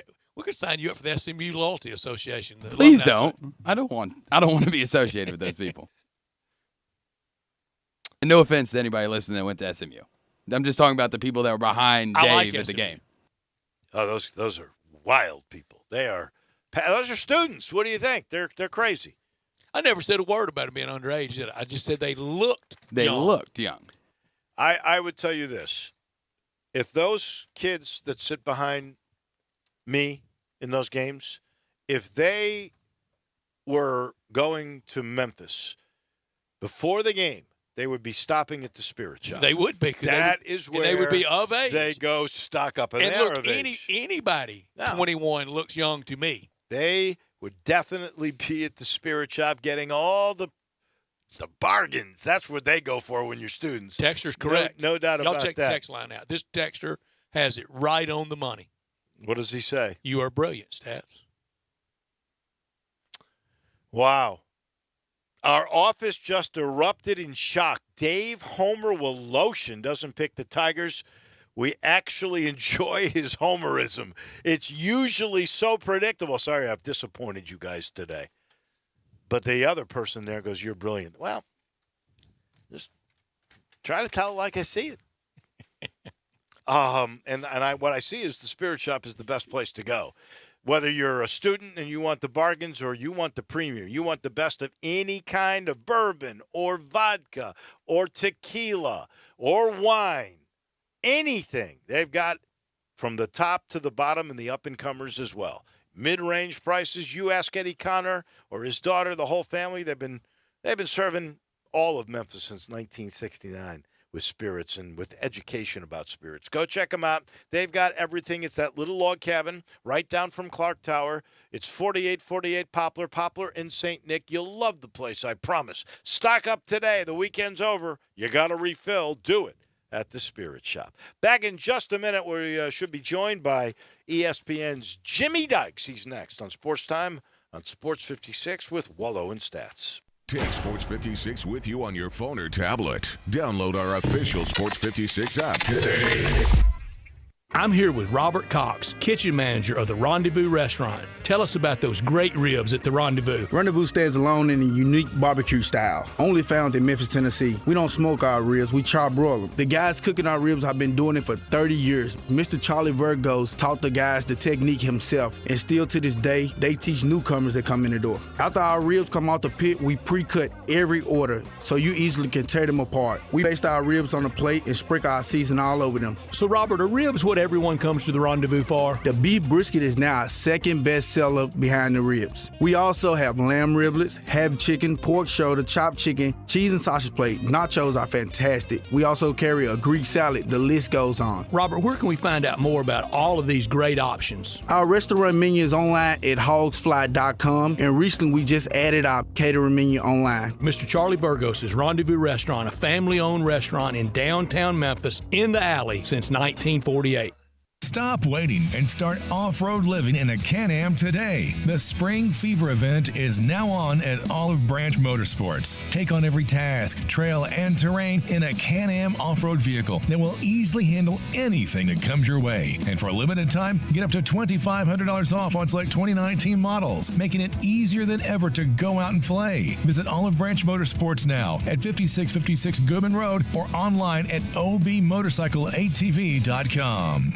Your Memphis Tigers football program completed the greatest season in program history with 12 wins, a conference championship, and a berth in the Goodyear Cotton Bowl. Season tickets for the 2020 season are on sale now and start at just $100 when you buy 4 in the family fun zone or $150 for end zone seating. Get your season tickets by May 15th and receive a free gift, concessions deals, exclusive access to regular season and postseason tickets, and more. Get your season tickets today at GoTigersGo.com or call 901-678-2331. Memphis Tigers football. Listen Sundays at 11 a.m. to join Idlewild Presbyterian Church for worship. Idlewild is a PCUSA church located in Midtown Memphis. Got something you want to get off your chest? You better have a backup plan. Want to join the conversation? Someone needs to tell him he has to grow up. Join us on the First Bank phone lines at 360-8255 or the First Bank text line at 67129. Welcome back to Sports Time on Sports 56 with Wolo and Stats. This hour of Sports Time is brought to you by DeSoto Auto Sales. Here once again are Dave Woloshin and Brett Norsworthy.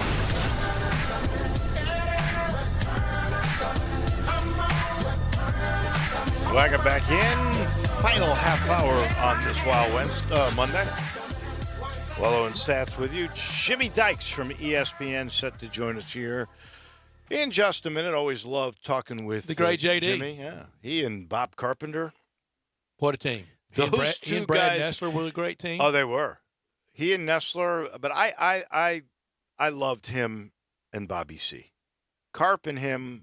That was appointment. 2 good ones. Television back in the day. That is for sure. And you know, they always look sharp. I promise you, Jimmy must be going to Supercuts right before he's on the air every time. I think ESPN must travel Supercuts to all these games for Jimmy Dykes because he looks so darn good. You can look good too. Go to supercuts.com. You'll find the location nearest you. We got 15 now in the Memphis area. The Rob Check family's done such an amazing job. They started with 130 years ago. It's like they join forces and put out another one every 2 years. So I guess 16 will be coming here in the next year. But the thing about Supercuts is they understand all the new trends, all the new fashions. You walk in the door, ask details, they know the answer. And I'm telling you, you could be Drew's age, my age, Jimmy Dykes' age. They know them all. That's simple. Go in there. You end every haircut with a hot towel finish, and then you walk out feeling good. You feel good because you look good. I promise, every time you walk out of Supercuts, you will look good. Jimmy Dykes, do you miss Bob Carpenter? Come on, tell the truth. Man, that's my guy. He Sure was in my is. wedding. We were such good buddies on and off the air. I think that's what makes or breaks a broadcast when you're with someone as many games as I was with Carpenter. And then I had that same, I had the same friendship with Brad Nessler for 6 or 7 years. We had that long run in the SEC on ESPN. Right. And then now Carl Ravitch is my main play-by-play guy, and he and I have developed a really good friendship. But man, Carpenter back in the day, those late Monday, big Monday games started at midnight Eastern. That was some must-watch TV because we could do stuff that no one else could. We knew no one else was watching. Man, we did some stuff back there now that was appointment TV, like you said. It was, Jimmy, and I think the best moment of this year, you and Carl Ravitch are down at Auburn, and with your relationship with Gus Malzahn that you hired from Hughes, Arkansas at Shiloh Christian when you were the athletics director, and he said, text him and see if he'll acknowledge you while you're on the air, and it was the record acknowledgement. I can't pass a note over to Dave in that time, and he and Christy acknowledge you immediately. Yeah, that was an on-air live gamble with your career because if he looks at the phone and doesn't respond, ignores you. Then what do you do? Yeah, then what do you do? But that was the fun stuff, man. And I just think as a broadcaster these days, certainly the game dictates how you handle it, and we try to always be completely dialed in on the X's and O's of the game and what's going on. But I think you got to mix in at least have some fun and think outside the box a little bit because, man, if not, just every game sounds the same. And so we try to have the right blend. Maybe sometimes we do too much basketball. Maybe sometimes we do too much fun, but that's okay. I don't want our games to sound normal like everybody else's. And I think we sometimes accomplish that. Certainly the Malzahn texting on live TV, that's not normal stuff. No, that was funny stuff. I do have to ask you, Ravitch, I think of, and I don't diminish at all any of his basketball, but his passion, it seems to me, has always been baseball. Baseball tonight. Yeah, he's probably the top baseball guy that ESPN has overall. And he had a phenomenal sit-down interview with Major League Baseball commissioner a couple of Mondays ago. He did. He loves hoops now. He's all in. He loves it. He's so talented in what he does in terms of he can host that the desk on Major League Baseball Monday night, whatever he does. He can call games. He can call the Little League World Series. He can call the College World Series. And he's been phenomenal with me the last 2 years as my main play-by-play guy in basketball. So we're getting ready for that tournament in Nashville. I guess it starts Wednesday, and my first games are on Thursday and go all the way through the finals with Ravi. And then on Sunday, I kind of help with the broadcast with he and Vital. But, man, it's a great time of the year. I got a book out, came out last week. March Madness is with us, and life is rolling. Here we go, huh? All right. Well, I did not really know you had a book coming out. So before I ask you about the SEC as a whole, the league this year, and you're a guy who's been watching it for 30 years, what is the book? Tell me about your book. Yeah, it came out last Tuesday. It's called The Film Doesn't Lie.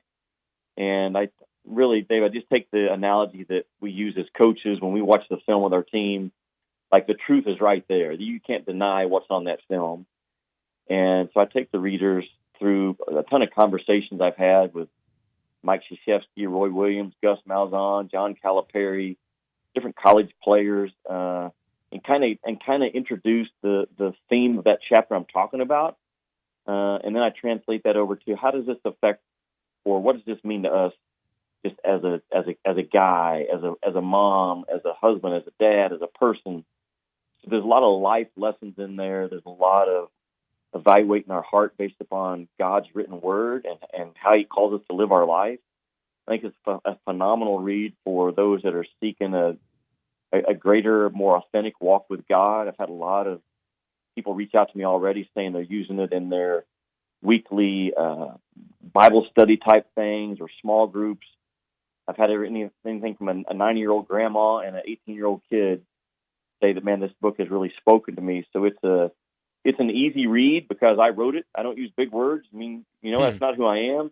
But it's a very hard, challenging book that I think creates intentional space in your heart to just really reflect on some really key areas I think we all need to address. So it's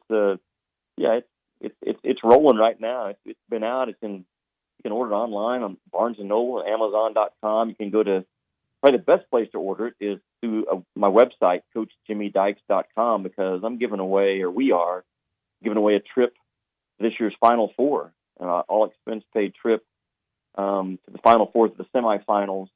And if you register on that website, and also buy the book, then obviously your chances of winning go up. But you don't even have to buy the book to be eligible to win the trip. So I know it's a worthwhile investment in yourself, that book is.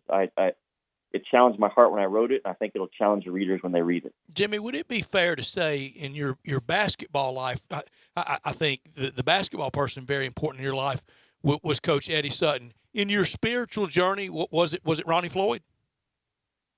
Yeah, he had a huge impact on me. Because all those years I was coaching at Shiloh Christian, and the AD and Gus Malzahn was my football coach. Ronnie Floyd was the pastor at our church, and then I've been plugged into a church here in Arkansas called Fellowship Bible Church about the last 15 years.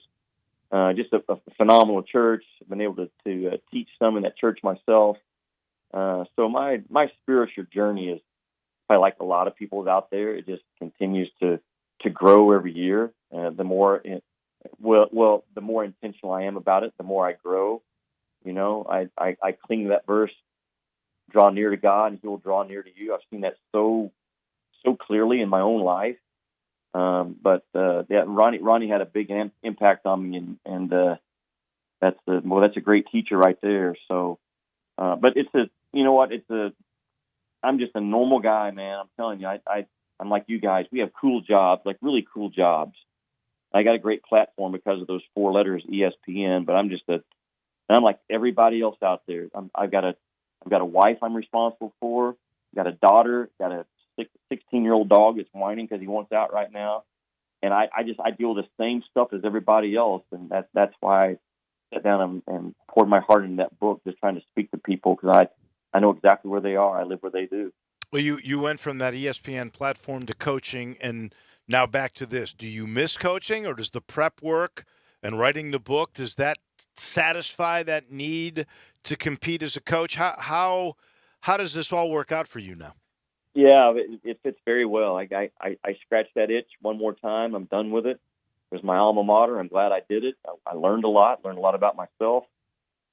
Grew, I think, in my basketball mind. So ESPN's been a huge blessing to me, Dave. They've been so good to me over the years, and they were quick to bring me back. So I love my job, the preparation of the game, and watching the film with teams, being there with them at practice. That kind of fills any of that void that I kind of have.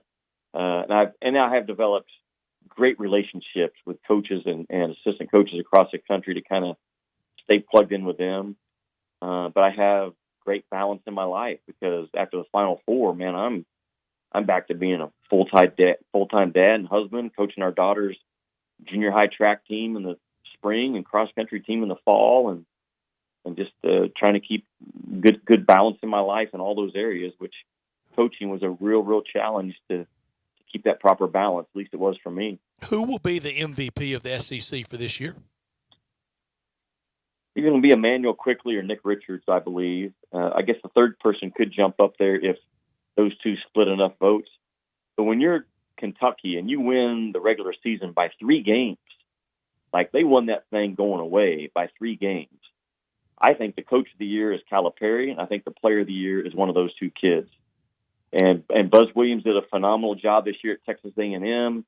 I can make a case for him to be the coach of the year. Bruce Pearl, I can make a case for him.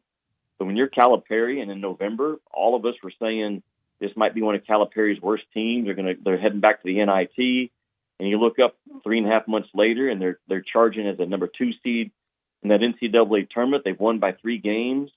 Man, what a phenomenal job he did. But I'm not sure when that voting's announced, but it should be between Emmanuel Quickley and Nick Richards, the two best players off what is not even questioned the best team in that league. And Jimmy, there was a time that I thought it might be Arkansas's very own Mason Jones. Yeah. Similar to when you were a little guy growing up in Fayetteville, going and watching Martin Terry score all those points on not very good teams. Mason Jones, if he hadn't been injured, he might have pushed for it. Yeah, he had a phenomenal year, and he's going to get some votes, but when you finish down in the standings where Arkansas did, I don't know where they are, 10th, or maybe they're 10th, somewhere down in there. I just think that you have to reward guys that were on winning teams. And Mason Jones will no question, be a first-team All-SEC player. He's had a phenomenal year. And had Isaiah Joe not gotten hurt and Arkansas lost all 5 games when he was out, they'd be in a lot better spot than they are right now. Arkansas can still, SEC's tournaments are there for them to take if they want to. But Musselman's done a tremendous job just developing Mason Jones and advancing his game offensively in the short period of time. Yeah, Arkansas 11, I don't think you get MVPs No. from there. And it was Richards to have. And then he kind of let up a little bit and quickly came on. So I'm with you. I think it is between those two. But I've got to ask you, you've been watching the SEC. I've referenced it before. At least 30 years. How good do you think the league really is this year?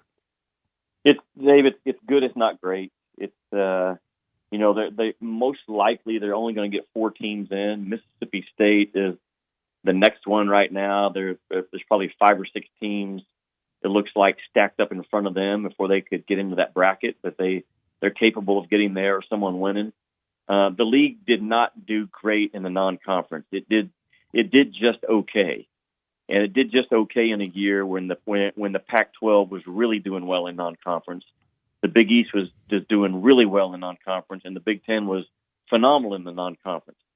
So then once you get into league play, there just wasn't a lot of those top 25, 30 net wins to be had. And, the SEC has been so good the last 2 years. I think 7 bids and 8 bids the last 2 years, but this year it's going to take a step back. But the league overall is in really great shape going forward. The coaches in that league are phenomenal when you look at the new hires they've had, and Eric Musselman and Buzz Williams. Those guys that just they've knocked it out of the park in their first year, establishing their style. Nate Oates down at Alabama has done the same thing, and so it's they're in really good shape. Stackhouse at Vanderbilt's going to have to get players. That's the bottom line. He can coach. I don't see anything when I watch his film that thinks, I'm not sure what they're doing here. But in that league, as you guys know, you better get some guys, man. You got to have guys. You got to have them. You better have them. Yeah, absolutely. Jimmy, through all the years of watching, playing, coaching, announcing games, what's Jimmy Dyke's one shining moment for March? What's the March moment that immediately pops to as your favorite March moment? Oh, man, I think of my first thought was when I was a player at Arkansas, U.S. Reed. We beat Louisville on a beyond half-court shot. I would have guaranteed that was the answer. Yeah, I would have guaranteed it. That was going to be hard for me to top, And down at Austin.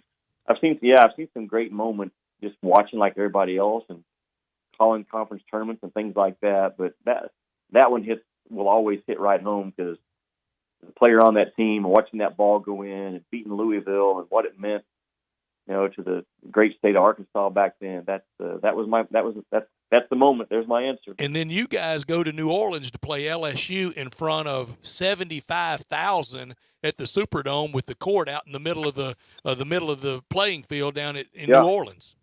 We had no shot. We had no chance.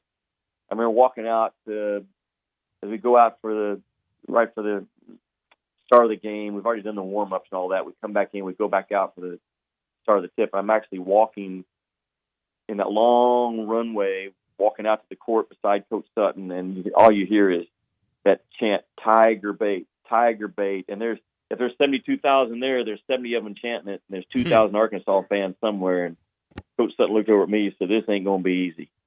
And he was right. This was not going to be easy. That was a phenomenal time back then for Razorback basketball.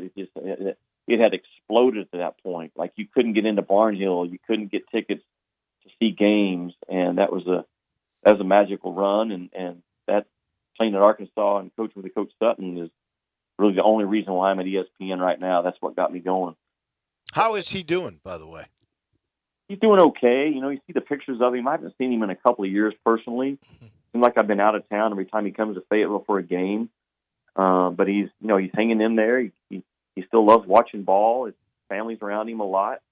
I'm going to try to go see him sometime here in the spring. Joe Klein, who lives in Little Rock, good buddy of mine. We try to go over there about once a year. I just didn't get to go last year with Joe, but hopefully we'll get to go this year. He lives in Tulsa, which is only about 90 minutes away from Fayetteville, where I live. Last time we saw him was, I want to say it was 4 years ago, because I believe it was Josh Pastner's last year.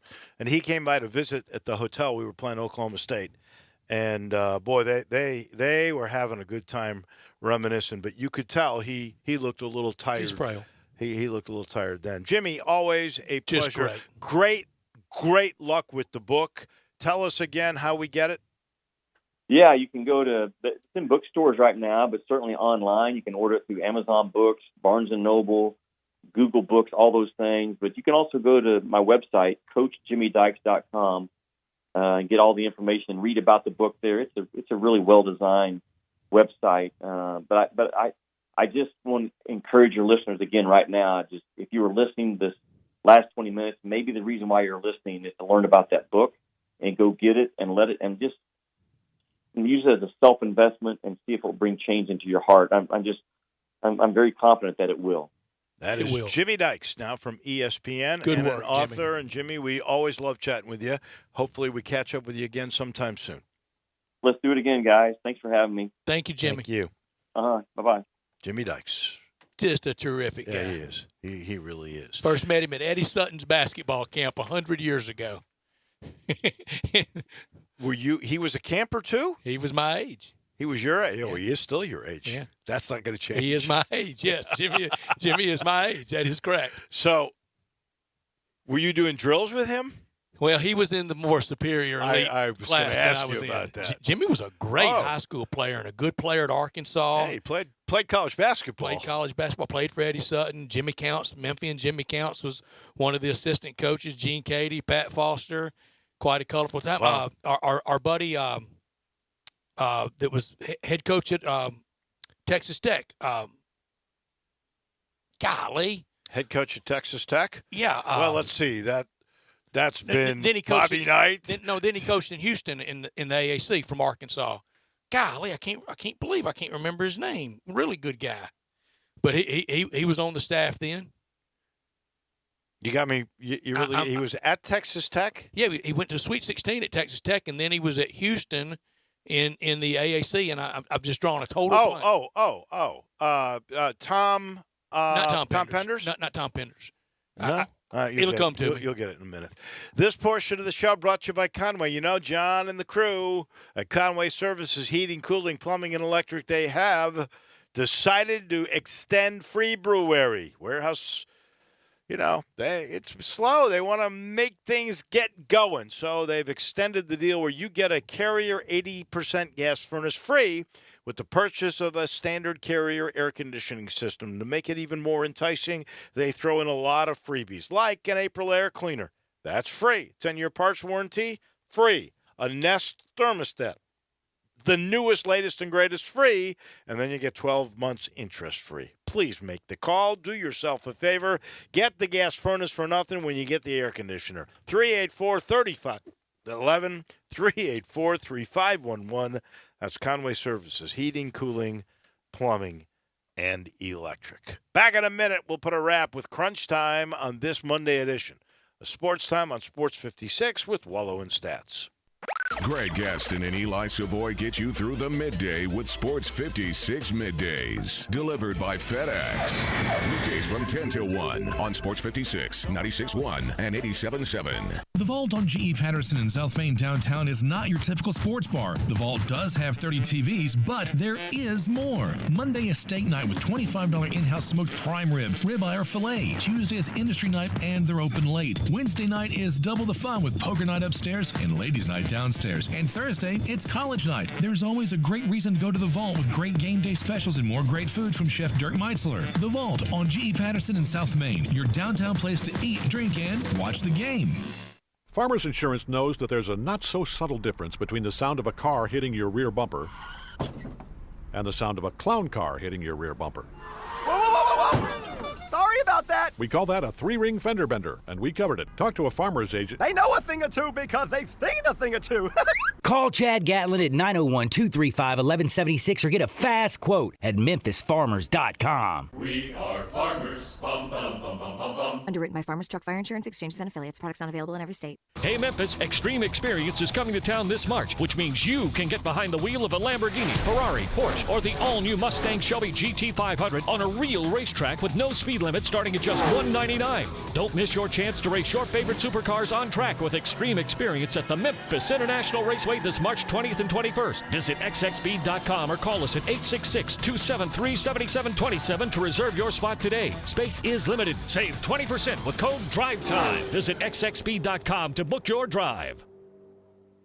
I'm Dr. George Flynn. As a physician and president of Flynn Broadcasting Company, I want to assure you that this Flynn Broadcasting station will keep you totally updated on breaking news or changes in the coronavirus situation. There's some easy steps you can take right now to begin to prepare you in a relaxed manner. Stock up on any household items you might need for fever reduction, such as aspirin, acetaminophen, or ibuprofen. Stock up on food and disposable items just like you might take on a 10-day vacation. This way, even in the unlikely possibility you're quarantined, it'll only be a minor inconvenience. There's absolutely no reason to panic and certainly no reason to try any unproven treatments or medicines. We'll keep you updated with true, proven medical facts so that you can live with minimal disruption in your life, whether it's at work, at school, or at home. I'm Dr. George Flynn, thanking you for being a stable, positive influence in our community, and stay informed through Flynn Broadcasting Stations.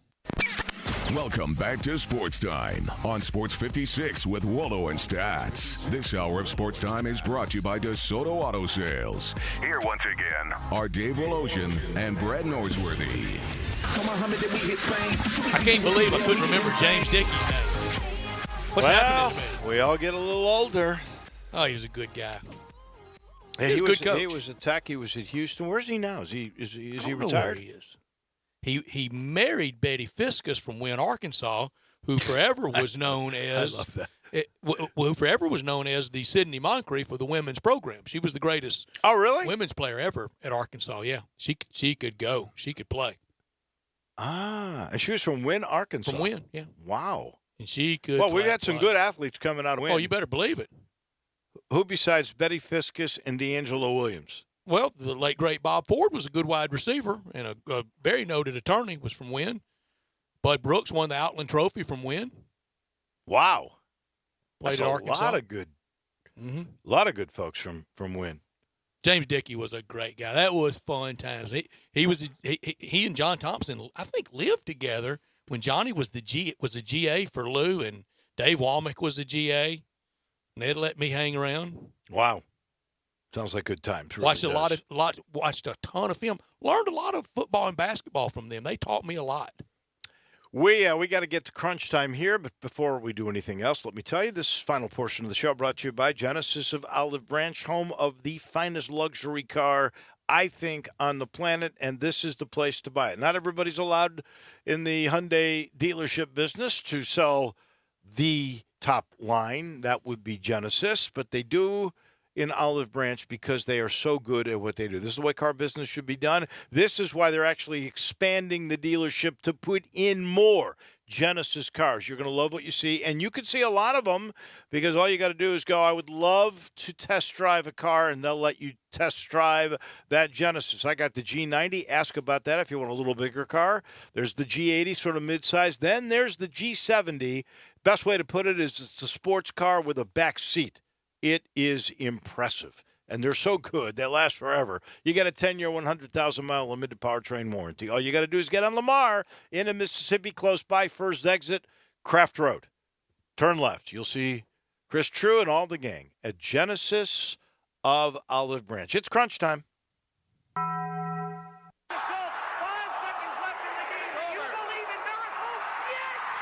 Go crazy, folks! Go crazy! This is Geraldo. It is crunch time. You are looking live. In your life have you seen anything like that? Take questions again for the student athletes at this time, please. What's happening, big dog? How you doing? Is this thing working? It's obviously crunch time. Hammer, nail, coffin. This baby is over. Woo! Woo!